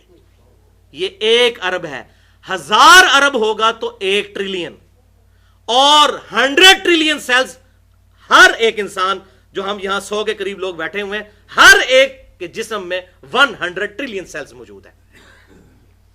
اور سائنٹسٹ کہتے ہیں یہ اتنا بڑا فگر ہے کہ اگر انگلینڈ جیسے 30 ملک ہوں اور 30 کے 30 درختوں سے پر ہوں تو 30 انگلینڈ کے ملکوں کے درختوں کے پتے جتنے ہوں گے وہ 100 ٹریلین ہے، یہ ایک انسان کے جسم میں۔ تو یہ صرف سیلز ہیں، ان سیلز تک خوراک جاتی ہے بھائی خون کے ذریعے، جو نسیں ہمارے جسم کے اندر، ایک انسان کے جسم میں اتنی نسیں ہیں کہ 2.5 چکر پوری زمین کا سرکمفرنس کور کیا جا سکتا ہے، 1,00,000 کلومیٹر۔ 10,000 لیٹر خون روزانہ ہمارا دل 1,00,000 دفعہ دھڑک کے پمپ کرتا ہے۔ ادھر کوئی بیٹری لگی ہوئی ہے یا ہم خود چلا رہے ہیں؟ اتنا کمپلیکس فینامن۔ اب اس پہ میں بولوں تو گھنٹوں چاہیے۔ ہو از اللہ اور منکرین خدا کو دلائل کے ذریعے دعوت، وہ لیکچر دیکھ لیا جائے، اس میں نے یہ بہت بڑے بڑے حیران کن فگرز جو ہیں نیشنل جیوگرافک اور ڈسکوری چینلز نے جو یہ چیزیں ریلیز کی ہیں بالکل اسٹیبلش ان کے ذریعے بتائیں۔ اسی طریقے سے بھائیوں، ایک انڈے کو صرف کنسیڈر کریں، ایک انڈا جس کے ذریعے چوزا بنتا ہے، وہ اگر ٹوٹ جائے اس میں سے کوئی چوزا نہیں بنا سکتا۔ زمین و آسمان کی ساری مخلوقات مل کے انڈے کا مٹیریل نہیں بنا سکتی، مٹیریل دے دیتے ہیں ہم انڈے کا اور کہتے ہیں اسے چوزا بنا کے بتاؤ. تو بھائیوں کو ایک انڈا روزانہ اربوں انڈوں میں سے مرغیوں کے چوزے, کووں کے چوزے, کبوتروں کے چوزے, ٹھیک ہے, چیلوں کے چوزے اور کتنے, یہ ایون مکھیاں, یہ ایک ڈریگن فلائی جس کو ہم ہیلی کاپٹر کہتے ہیں پنجابی میں, یہ بھی ایک بال پوائنٹ کے نقطے جتنا ایک انڈا ہے جس میں سے نکلتی ہے, اور اس کے ایک ڈھیلے میں 25,000 آنکھیں ہوتی ہیں, 50,000 آنکھیں ہیں ڈریگن فلائی. ڈریگن فلائی کا کوئی ماڈل نہیں ایگزیکٹ بنا سکتا, زندہ ڈریگن فلائی بنانا تو بڑی دور کی بات, اور یہ کہنا کہ ایک انڈے میں سے ڈریگن فلائی خود بخود بن جاتی ہے, تو بھائی جو کام خود بخود ہو سکتا ہے وہ تو پھر کرنے سے بھی ہو سکتا ہے, تو سارے مل کے ایک ڈریگن فلائی کا ایک پاری بنا کے بتا دیں. پھر ایک بیج جس کو زمین میں بویا جاتا ہے وہ اپنے سائز سے 6 ارب گنا بڑا اور بعض کا 10 ارب گنا بڑا درخت بن جاتا ہے. زمین سے وہ خوراک, زمین وہاں سے کم بھی نہیں ہوتی, سورج کی روشنی سے اپنی خوراک تیار کرتا ہے. 100 فٹ اونچے درخت, اس سے بھی زیادہ اونچے ہوتے ہیں, اوپر کے پتوں تک بھی پانی زمین سے پہنچتا ہے, موٹریں لگی ہوئی ہیں, اور ایک درخت تو ہے نہیں ہے, ٹریلینز آف ٹریز دنیا میں موجود ہیں, اور پھر ان پہ فروٹ لگتا ہے, ان کی ٹائمنگ ہوتی ہے. ایک بیج اتنا ڈیٹا سٹور کر سکتا ہے کہ دنیا کی کوئی ہارڈ ڈسک اتنا ڈیٹا سٹور نہیں کر سکتی. یہ پورا فینومینا کہ درخت کب پکے گا, اس پہ جب پھل کب لگیں گے, اس کے پتوں کی شیپ کیا ہوگی, اس کے تنوں کا سائز کیا ہوگا, ایک ایک انفارمیشن جو ایک درخت کو دیکھ کے آپ لکھ سکتے ہیں وہ ساری بیج کے اندر تو موجود ہے. زمین و آسمان کی ساری مخلوقات مل کے ایک بیج بنا کے بتا دیں. تو اگر نہیں بنا سکتے تو کہیں گے یہ خود بخود تو ہو رہا ہے, جو کام کرنے سے نہ ہو رہا ہو وہ خود بخود کیسے ہو سکتا ہے. تو بھائیو 1950 میں یہ الحمدللہ ڈی این اے کی سٹرکچر اور یہ جینز وغیرہ دریافت ہوئے, تو ان سائنٹسٹ کو نوبیل پرائز بھی دیا گیا, اور یوں ایوولوشن والا جو چکر تھا وہ معاملہ جو ہے وہ ختم ہوا. تو اب انہوں نے پھر ایک نیا سٹیپ لیا.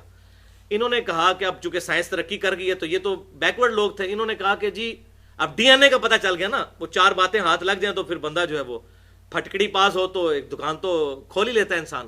تو انہوں نے کہا کہ اچھا ڈی این اے دریافت ہو گیا تو لائف تو بڑی کمپلیکس ہے, اور وہاں پہ پھر موومنٹ چل گئی, انٹیلیجنٹ ڈیزائن موومنٹ امریکہ کے اندر. ڈارون کے اگینسٹ انہوں نے انٹیلیجنٹلی ڈیزائن, یہ چیزیں ہیں, انہوں نے انٹیلیجنٹ ڈیزائن موومنٹ چلائی وہاں پہ لوگوں نے کہ یہ تمام چیزیں کسی گاڈ نے کریٹ کی ہیں. یہ ڈی این اے کی سٹرکچر تو اتنی کمپلیکس ہے. تو انہوں نے کہا اچھا یہ جو ایوولوشن ہوتی ہے یہ ڈی این اے کی تبدیلی کی وجہ سے ہوتی ہے, اور اس کے لیے ایک ٹرم ڈیوائس کی انہوں نے میوٹیشن, کہ میوٹیشن کا ایک عمل ہے کہ بیرونی مداخلت کے ذریعے ڈی این اے کی سٹرکچر میں چینج آتا ہے, اس کی وجہ سے یہ مچھلیوں سے ریپٹائلز اور ریپٹائل سے پرندے بننے شروع ہو گئے. اب بات جو ہاتھ لگ گئی تو انہوں نے یہ بات کی. تو میوٹیشن کو بھی سمجھ لیں, میوٹیشن یہ ہے کہ کسی بھی کیمیکل ایفیکٹ سے یا ریڈیشن کے ایفیکٹ سے ڈی این اے کی سٹرکچر کو ڈسٹرب کیا جائے. تو یہ ریکارڈڈ بات ہے کہ کبھی بھی میوٹیشن کے ذریعے کوئی پازیٹیو تبدیلی نہیں آئی, ہمیشہ نیگیٹو تبدیلی آئی ہے, کیونکہ second law of thermo dynamics یہی ہے کہ جو ناکارگی ہے جس کو انٹروپی کہتے ہیں فزکس کی لینگویج میں, یہ ہمیشہ بڑھتی ہے. آپ اس کو سمجھ لیں, مثال کے طور پر میرے پاس ایک گلاس ہے, اس گلاس میں میں نیچے بلیو کلر کے چھوٹے چھوٹے بالز کی لیئر لگاؤں, اس کے اوپر یلو کلر کی, اس کے اوپر ریڈ کلر کی, یہ 3 لیئرز لگی. اب مجھے بتائیں ان لیئرز کے بعد میں اس کو ہلانا شروع کر دوں تو سارے بالز مکس ہو جائیں گے. اب مجھے بتائیں میں اگر ہزاروں سال تک بھی ہلاتا رہوں کیا کبھی وہ پوزیشن دوبارہ آ سکتی ہے؟ تو اس کو فزکس کی لینگویج میں کہتے ہیں second law of thermo dynamics, کہ ہمیشہ انٹروپی انکریز کرتی ہے تا وقت کہ خود انسان کوئی بیچ میں انوالو ہو کے مثلا میں اب دوبارہ اس کو پکڑ کے ایسے نہ کر دوں, اس وقت تک یہ پراپر فارم میں نہیں آ سکتی. تو یہی تو ہے سپریم بینگ جو کر رہا ہے, خود پکڑ کے ایک ایک چیز کو ٹائنیز ڈیٹیل تک, یہ انٹروپی سے تو یہ چیزیں انکریز ہوں گی. اور ہارون یحییٰ کی باقاعدہ ڈاکومنٹری ایک ہے, بہت زبردست, ٹرکی کے ایک مسلمان اسکالر ہیں جنہوں نے کئی ڈاکومنٹریز بنائی ہیں ایتھیزم کے خلاف. کچھ چیزیں غلط بھی ہیں ان کے نظریات میں, لیکن جو ان کی پازیٹیو چیز ہے اس کی تعریف کرنی چاہیے. تو انہوں نے ایک ویڈیو ہے کولیپس آف ڈارونزم, اس کے اندر رچرڈ ڈانکنز کا انٹرویو رکھا ہوا ہے کہ اس سے کسی نے سوال کیا, ویڈیو ہے, کہ یہ بتائیں یہ جو آپ میوٹیشن کا نام لیتے ہیں, آج تک میوٹیشن کے ذریعے کبھی ارتقائی تبدیلی سے کوئی پازیٹیو تبدیلی آئی ہے؟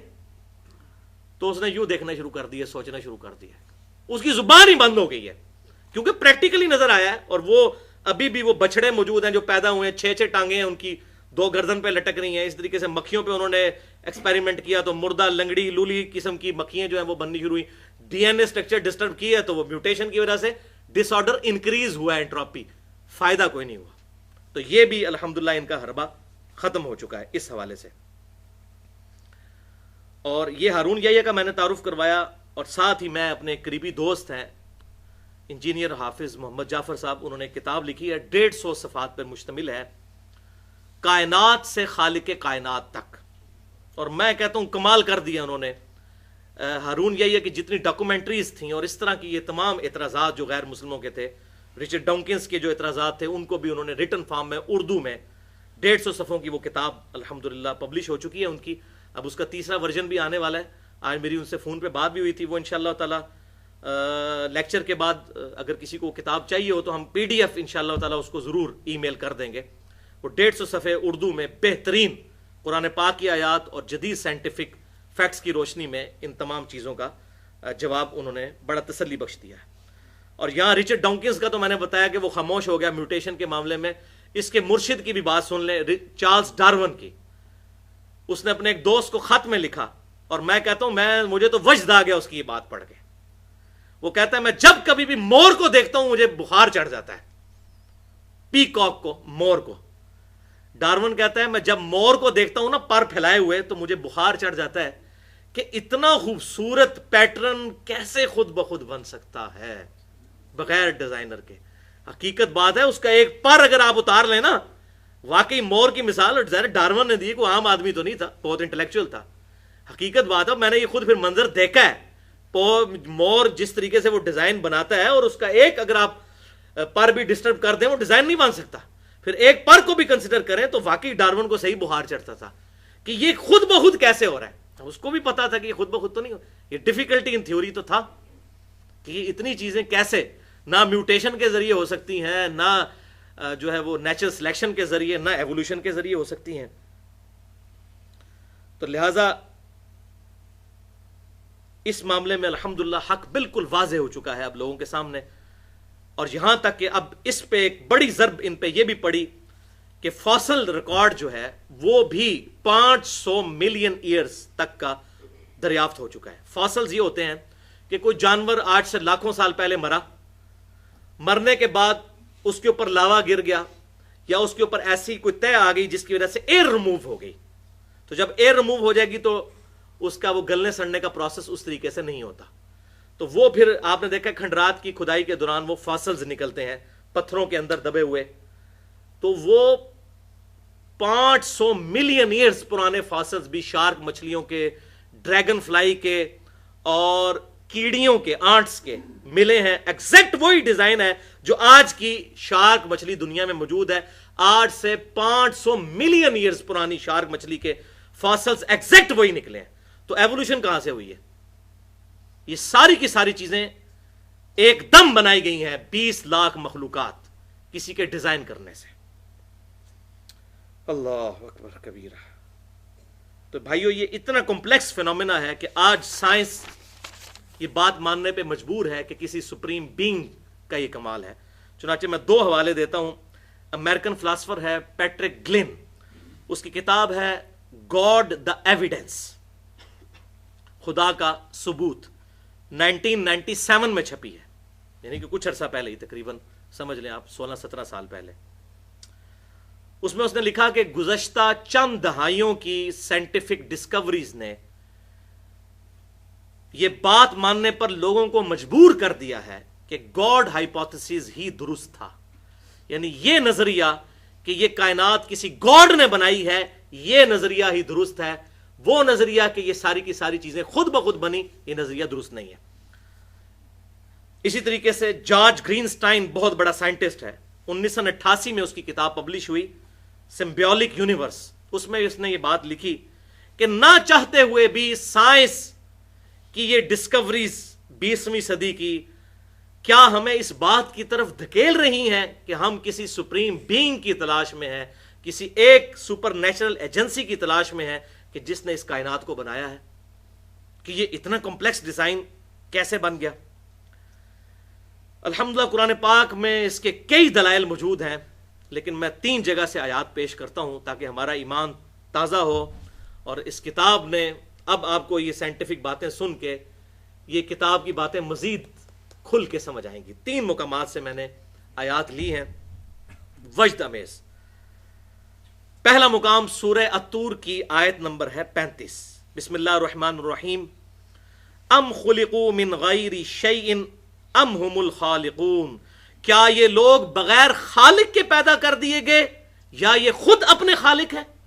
اللہ اکبر، یعنی اپنے اوپر غور کرتے ہیں، کیا انہوں نے اپنے آپ کو خود پیدا کیا ہے؟ تو خود نہیں پیدا کیا تو پھر کسی نے کیا ہوگا، بغیر کسی کے بنائے بن گئے ہیں یہ۔ اللہ اکبر۔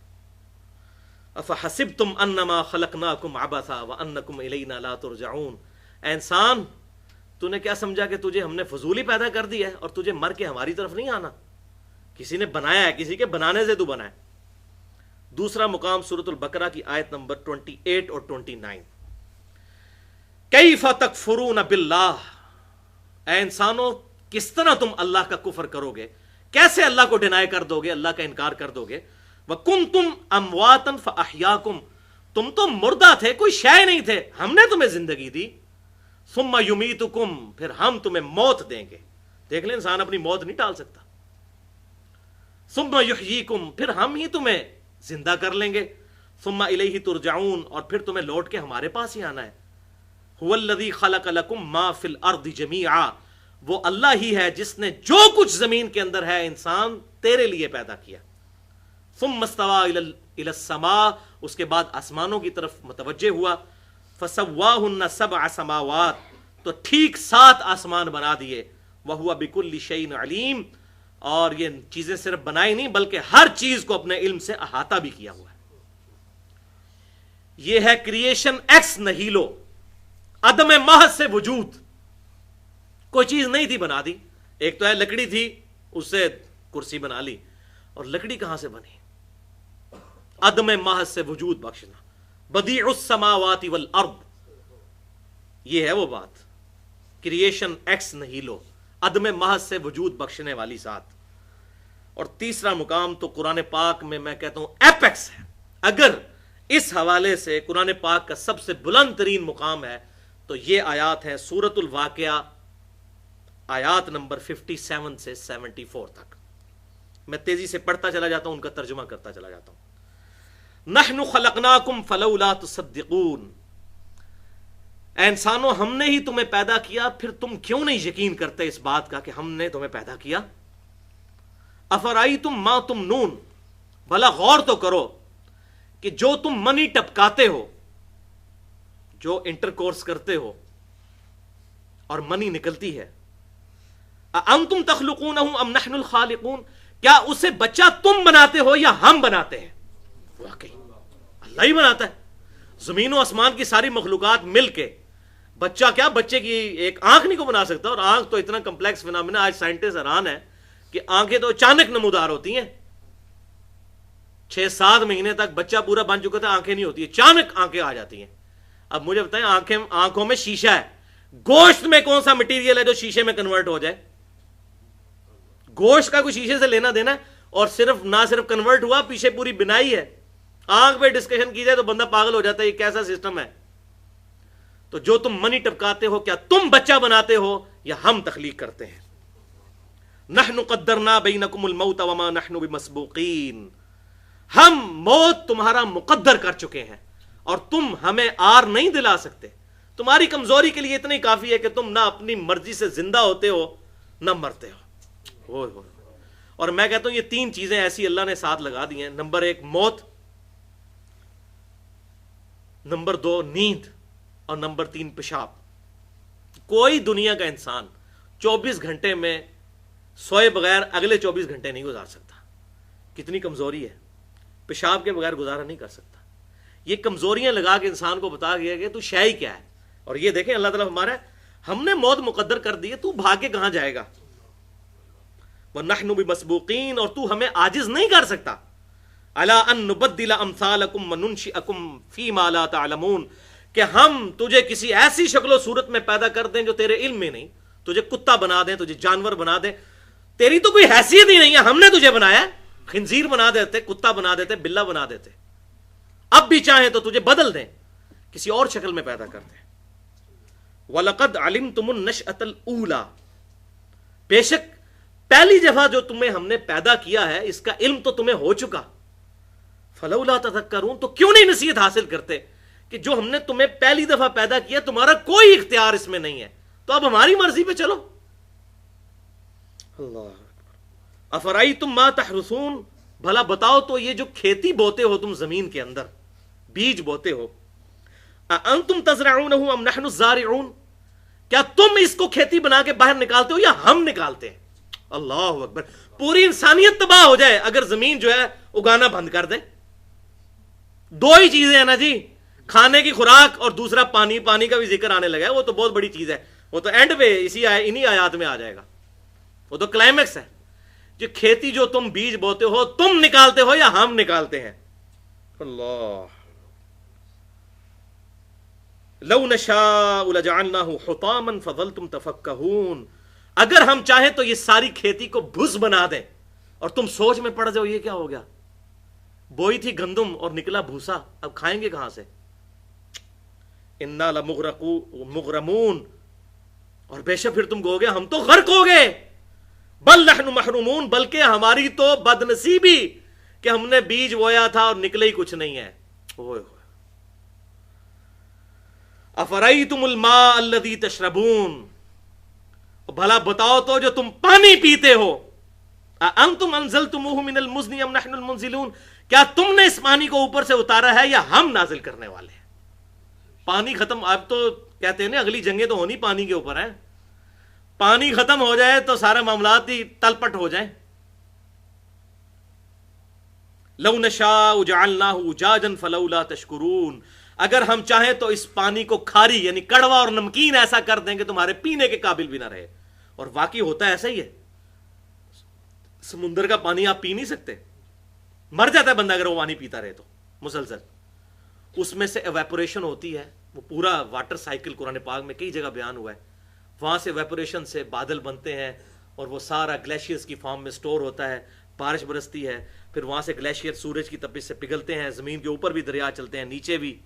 یہ سارے کے سارے معاملات اللہ تعالیٰ ہمارے یہ ہم نے کیا ہوا ہے. اگر صرف پانی تو ہو, کڑوا ہو, تب بھی تمہارے کسی کام کا نہیں ہے. اللہ, لو نشاء جعلناہ اجاجا فلولا تشکرون, اگر ہم چاہیں تو اسے ایسا کڑوا کر دیں گے تمہارے پینے کے قابل نہ رہے, تو کیوں نہیں شکر کرتے؟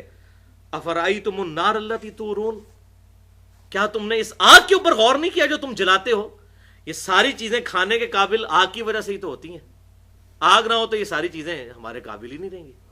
یہ آگ جو تم جلاتے ہو, اانتم انشأتم شجرتها ام نحن المنشئون, یہ درخت جو ہے کیا تم نے اگائے ہیں یا ہم نے اگائے ہیں؟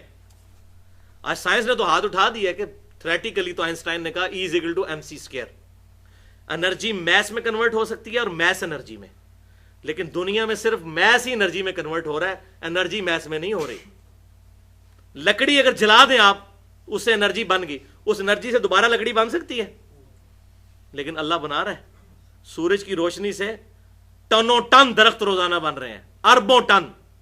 وہی روشنی تو ہے فوٹو سنتھسس کے ذریعے, پودے اپنی ضیائی تالیف کے ذریعے اپنی خوراک تیار کر کے وہ سورج کی روشنی لکڑی میں کنورٹ ہو رہی ہے, اور یہ کہہ رہے ہیں خود بخود ہو رہا ہے. تو خود بخود ہو رہا ہے تو آگ سے دوبارہ ذرا لکڑی بنا کے بتاؤ نا. تو یہ بات سمجھ آئی, کیا تم نے یہ درخت اگایا جس کو تم جلاتے ہو یا ہم نے اگایا؟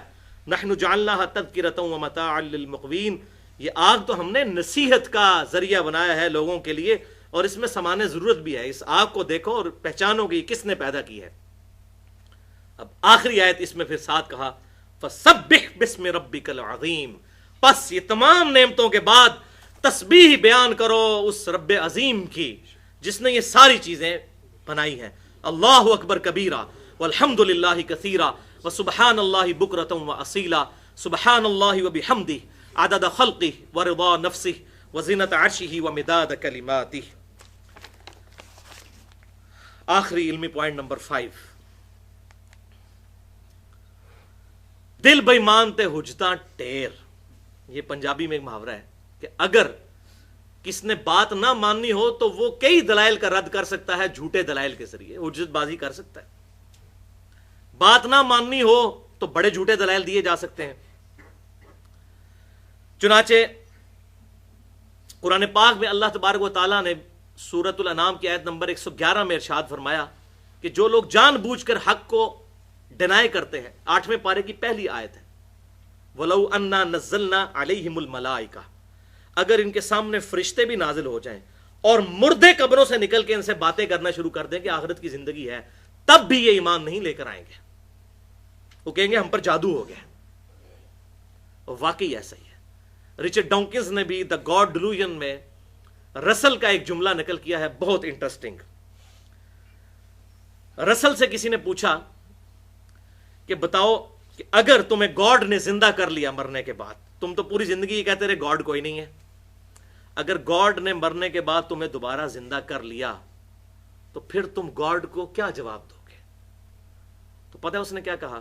اس نے کہا کہ میں کہوں گا I didn't find enough evidence to believe in you. اے اللہ، تجھ میں یقین کرنے کے اعتبار سے مجھے کوئی پختہ دلائل دنیا میں نہیں ملے، اس لیے میں نے تجھے نہیں مانا.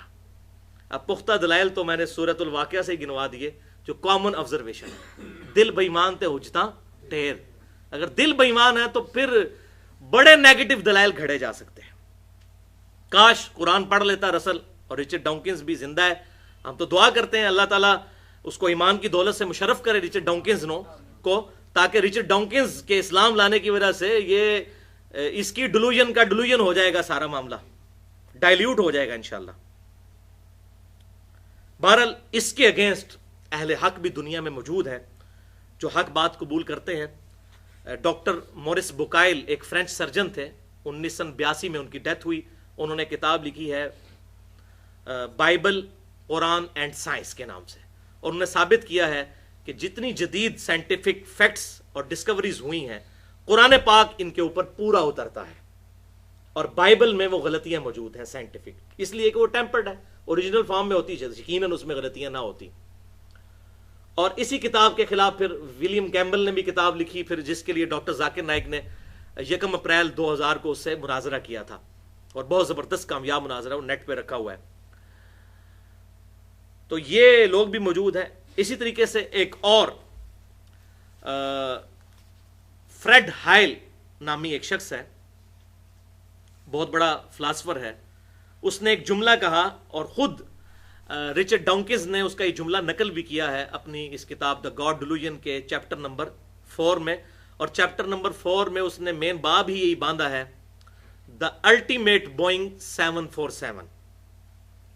تو وہ کہتا ہے یہ تم کہہ رہے ہو بوئنگ 747 خود بخود بن گئے، تو سب سے بڑا بوئنگ 747 تو خود گاڈ ہے، وہ کیسے خود بخود بن گیا پھر؟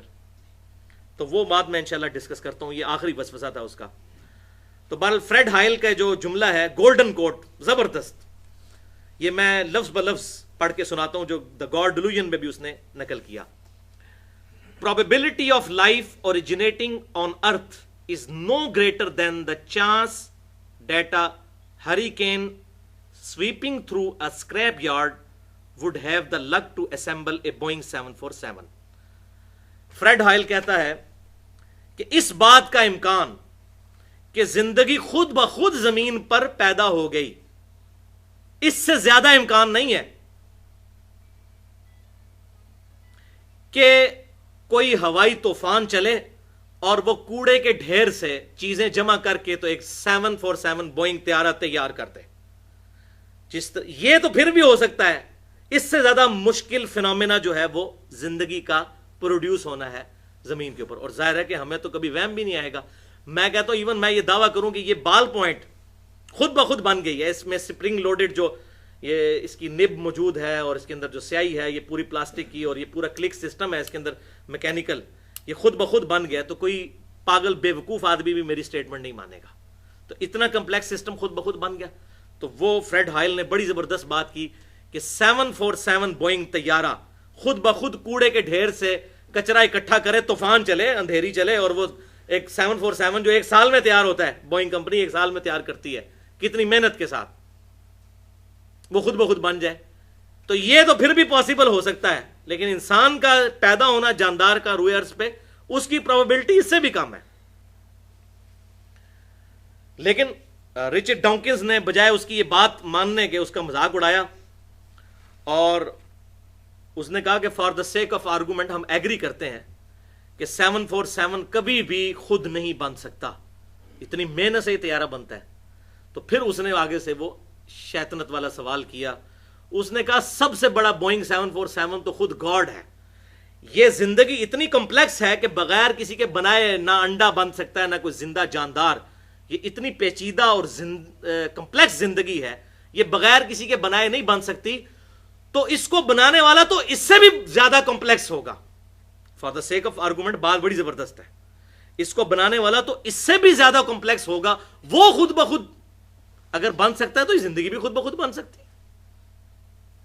تو ہم کہتے ہیں کہ for the sake of argument ہم بھی ایگری کرتے ہیں کہ ہم جس کریٹر کی بات کر رہے ہیں بالفرض اس کو بھی کسی نے بنایا ہے، کسی ایسے کریٹر نے جو اس سے بڑا الٹیمیٹ بوئنگ 747 ہے.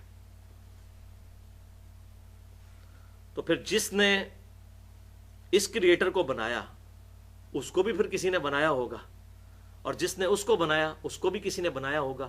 تو یہ ایک فیکٹوریل پرابلم شروع ہو جائے گا انفینٹ تک کہ اس کے بنانے والے کو بھی کسی نے بنایا، اس کے بنانے والے کو بھی کسی نے بنایا. تو اس کا تو اینڈ ہی کوئی نہیں ہوگا. جبکہ دوسرے اینڈ پہ ریالٹی ہے کہ ہم سب موجود ہیں. یہ تھیوری نہیں ہے، ہم سب موجود ہیں، ہمارا کریٹر ہے. اچھا ہمارے کریٹر کا بھی کوئی کریٹر، اس کا بھی کوئی کریٹر، اس کا بھی کوئی کریٹر، تو یہ بات کہیں رکے گی نہیں. میتھمیٹیکلی یہ رانگ سٹیٹمنٹ اور illogical ایک فنکشن بن جائے گا، سوائے اس کے کہ یہ بات مان لی جائے کہ کوئی ایک کریٹر ایسا ہے کہ جس سے پہلے کوئی کریٹر نہیں تھا، وہ تھا ہمیشہ سے، اور اس سے یہ ساری کی ساری چیزیں اوریجنیٹ ہوئیں. تبھی تو یہ ایکویشن مکمل ہوگی کہ ہمارے بنانے والے کو کسی نے بنایا، اس کو کسی نے بنایا، اسی نے کسی نے. تو الٹیمیٹلی کسی ایک کریٹر تک ہم پہنچیں گے کہ جسے کسی نے نہ بنایا ہو، تبھی یہ ایکویشن مکمل ہوگی. تو بھائی وہی تو ہے لم یلد ولم یولد، جو کسی سے جنا نہیں گیا. لم یلد ولم یولد. اور قربان جاؤں آپ صلی اللہ علیہ وسلم کے، بخاری اور مسلم کی متفق علیہ حدیث ہے، آپ صلی اللہ علیہ وسلم نے ارشاد فرمایا کہ ایک زمانہ آئے گا کہ لوگ آپس میں یہاں تک سوال کریں گے کہ یہ کائنات اگر اللہ نے بنائی ہے تو اللہ کو کس نے بنایا ہے. تو رچرڈ ڈانکنز کی کتاب پڑھ کے تو مجھے وہ یقین آیا کہ واقعی آپ صلی اللہ علیہ وسلم نے سچ فرمایا تھا. اور ایک اور حدیث بخاری اور مسلم کی ہے، اس میں آیا کہ شیطان آتا ہے انسان کے پاس، وہ کہتا ہے یہ چیز کس نے بنائی، یہ کس نے بنائی. الٹیمیٹلی پوچھتا ہے اللہ کو کس نے بنایا. جب یہ کہے تو تم کہو اعوذ باللہ من الشیطان الرجیم، اور اللہ کی پناہ حاصل کر لو. لیکن اس کا ایک ترک صحیح سند کے ساتھ سنن ابی داؤد میں انٹرنیشنل نمبرنگ کے مطابق 4723 اور سنن نسائی الکبریٰ میں 10497 نمبر حدیث ہے. بہترین یہی حدیث ہے کہ شیطان آ کے سوال کرتا ہے تو اس میں آپ صلی اللہ علیہ وسلم نے فرمایا کہ تم کہو فقولوا اللہ احد اللہ الصمد لم یلد ولم یولد ولم یکن لہ کفوا احد. تم کہو کہ اس نے بنایا ہے مجھے جو اکیلا ہے، اس کا کوئی ثانی نہیں ہے، بے نیاز ہے، نہ اس نے کسی کو جنا نہ وہ خود کسی سے جنا گیا، اور اس کی برابری کا اس کی ٹکر کا کوئی نہیں ہے. یہ سورۃ الاخلاص جو ٹچ سٹون آف تھیالوجی ہے، توحید کا سمجھ لیں کسوٹی، جو یہ گولڈ سمتھ سنیاروں کے پاس کسوٹی ہوتی ہے نا، ٹچ سٹون آف تھیالوجی سورہ اخلاص ہے. تو تم یہ سورہ اخلاص پڑھ دیا کرو. اور ایک اور حدیث بخاری اور مسلم کی ہے جس میں آپ صلی اللہ علیہ وسلم نے ارشاد فرمایا کہ جب شیطان یہ وسوسہ دلائے تو کہا کرو آمنت باللہ ورسولہ، میں ایمان لایا اللہ پر اور اس کے رسولوں پر. اب یہ کہنا تو بڑا سادہ سا جملہ ہے، لیکن اس کے پیچھے کیا فلسفی ہے کہ دنیا میں ہزاروں پیغمبر آئے، رپورٹ ہوئے مختلف علاقوں میں، اور ہزاروں پیغمبر ایک ہی بات کرتے رہے کہ آخرت کا دن ہے، ہمیں پیدا کرنے والا ایک اللہ ہے جو اچھائی سے خوش ہوتا ہے، برائی سے ناراض ہوتا ہے، دنیا میں کسی کے ساتھ زیادتی نہ کرو، اس کے احکامات کی پیروی کرو. تمام انبیاء ایک ہی دعوت دیتے آئے، وَلَقَدْ بَعَثْنَا فِي كُلِّ أُمَّةٍ رَسُولًا أَنِ اعْبُدُوا اللَّهَ وَاجْتَنِبُوا الطَّاغُوتَ.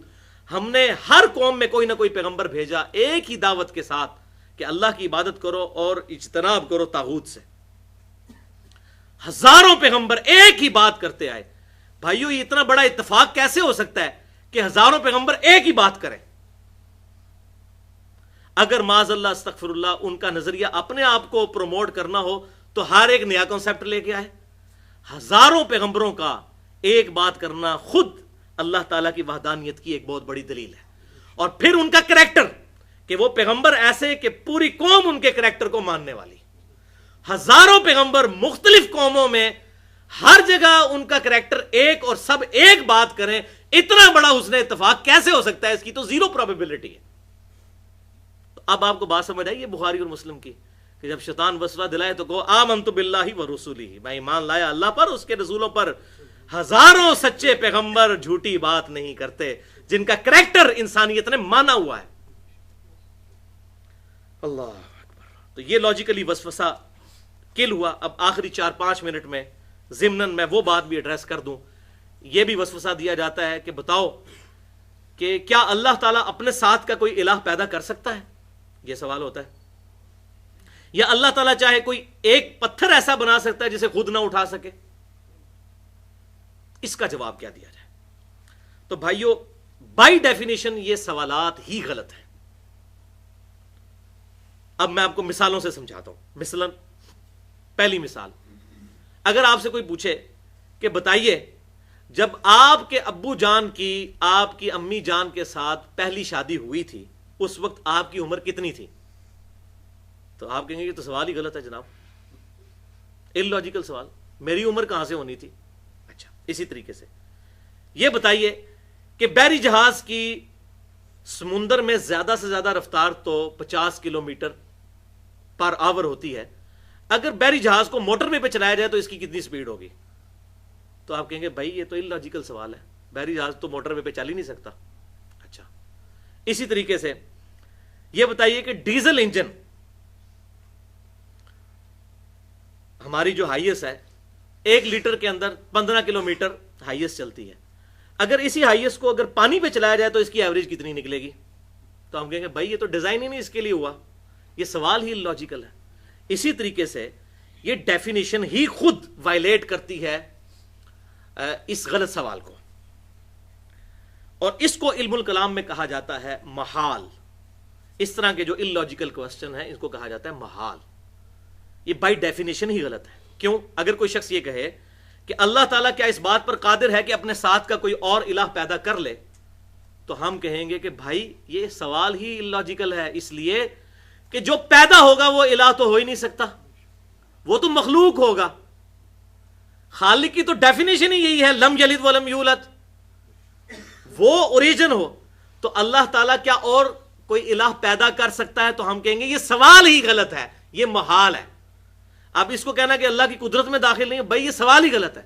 اچھا اسی طریقے سے کیا اللہ تعالیٰ کوئی ایسا پتھر بنا سکتا ہے جس کو خود نہ اٹھا سکے؟ تو ہم کہیں گے یہ بائی ڈیفینیشن ہی سوال غلط ہے. خود نہیں اٹھا سکتا تو وہ الہ نہیں ہے. ٹھیک ہے. اچھا وہ کہتے ہیں اگر وہ بنا نہیں سکتا تو پھر الہ، تو یہ سوال ہی غلط ہو جائے گا. کوئی بھی چیز الہ کی کیپیبلٹی سے باہر نہیں ہو سکتی، اس کے قابو سے باہر نہیں. ان اللہ علی کل شیء قدیر. تو یہ سوال اس کے جواب میں ہم کہیں گے محال ہے. اسی طریقے سے اگر کوئی شخص یہ کہے کہ اللہ تعالیٰ چاہے تو نبی صلی اللہ علیہ وسلم کے بعد بھی کسی کو پیغمبر بنا کے بھیج سکتا ہے، تو ہم کیا کہیں گے؟ محال ہے. کیوں؟ قرآن پاک نے فیصلہ کر دیا ما کان محمد ابا احد من رجالکم ولکن رسول اللہ وخاتم النبیین. خاتم بھی ہے اور خاتم بھی ہے، دونوں چیزیں قرآن میں بھی احادیث میں بھی آیا. تو اب یہ خاتم نبوت کی ڈیفینیشن کے منافی ہو جائے گا کہ اللہ تعالیٰ کوئی اور پیغمبر بھیج دے. انہیں جی اللہ تعالیٰ چاہے تو کر سکتا ہے، تو ہم کہیں گے نہیں. کیوں؟ قرآن میں آیا لا تبدیل لکلمات اللہ، اللہ کے کلمات نہیں بدلتے. جو کلمات بدل دے وہ اللہ نہیں ہے، اور جو اللہ ہے وہ کلمات نہیں بدلتا. جو جھوٹ بولے وہ اللہ نہیں ہے، اور جو اللہ ہے وہ جھوٹ بولتا نہیں ہے. کوئی بھی نٹوریس کوالٹی اللہ تعالیٰ کے ساتھ منسوب نہیں کی جا سکتی. کیا اللہ تعالیٰ جھوٹ بولنے پر قادر ہے؟ ہم کہیں گے کہ یہ سوال ہی غلط ہے. ٹھیک ہے. اسی طریقے سے کیا اللہ تعالیٰ چاہے تو موسیٰ علیہ السلام کو دوزخ میں اور فرعون کو جنت میں بھیج دے؟ تو ہم کہیں گے محال ہے. تو یہ ہوگی محال کی ٹرم. اور دوسری ٹرم ہے مقدور، اس کے اپوزٹ. مقدور ہے جو اللہ تبارک و تعالیٰ کی قدرت میں چیزیں داخل ہیں چاہے اس نے نہ کی ہوں. مثلا اگر کوئی شخص کہے کیا اللہ تعالیٰ ایسی سیڑھی بنا سکتا ہے جس سے ہم آسمان پہ چڑھ جائیں، تو ہم کہیں گے ہاں بنا سکتا ہے، اگرچہ اس نے بنائی نہیں ہے لیکن اللہ تعالیٰ اس بات پر قادر ہے. اللہ تعالیٰ چاہے تو آگ کو ٹھنڈا کر سکتا ہے، بالکل کر سکتا ہے، عموماً نہیں ہوتی لیکن جب چاہے کر سکتا ہے. ابراہیم علیہ السلام کے لیے کی. تو فزیکل فینومینا آف نیچر جتنے ہیں وہ اللہ تعالیٰ کی مخلوقات ہیں، جب چاہے اللہ تعالیٰ ان کو توڑ سکتا ہے جس وقت چاہے. ہمیں نیند سے بے نیاز کر سکتا ہے، بالکل کر سکتا ہے، جنت میں کرے گا، وہاں نیند نہیں ہے، جنت میں رات نہیں ہے. پیشاب سے بھی بے نیاز کر دے گا. صحیح مسلم میں حدیث ہے خوشبودار ڈکار آئے گی سارا کھانا ہضم، پیشاب کی ضرورت ہی کوئی نہیں. تو یہ سارے فزیکل فینومینا آف نیچر اللہ تعالیٰ ان فینومیناز کا پابند نہیں ہے. اللہ تعالیٰ جب چاہے ان کو توڑ سکتا ہے. یہ تمام چیزیں مقدور ہیں. تو محال اور مقدور کا فرق سمجھ آ گیا. میرے خیال ہے اتنا ہی کافی ہے. باقی جتنی چیزیں ہیں وہ ساری باتیں ایڈریس کی جائیں تو گھنٹوں چاہیے. اللہ تعالیٰ سے دعا ہے جو حق بات میں نے کہی اللہ تعالیٰ ہمارے دلوں میں راسخ فرمائے. اگر جذبات میں میرے منہ سے کوئی غلط بات نکل گئی تو اللہ تعالیٰ ہمارے دلوں سے محو کر دے. ہمیں کتاب و سنت کی تعلیمات پر عمل کر کے دوسرے بھائیوں تک پہنچانے کی توفیق عطا فرمائے. سبحانک اللہم و بحمدک اشہد ان لا الہ الا انت استغفرک و اتوب الیک وما علینا الا البلاغ المبین.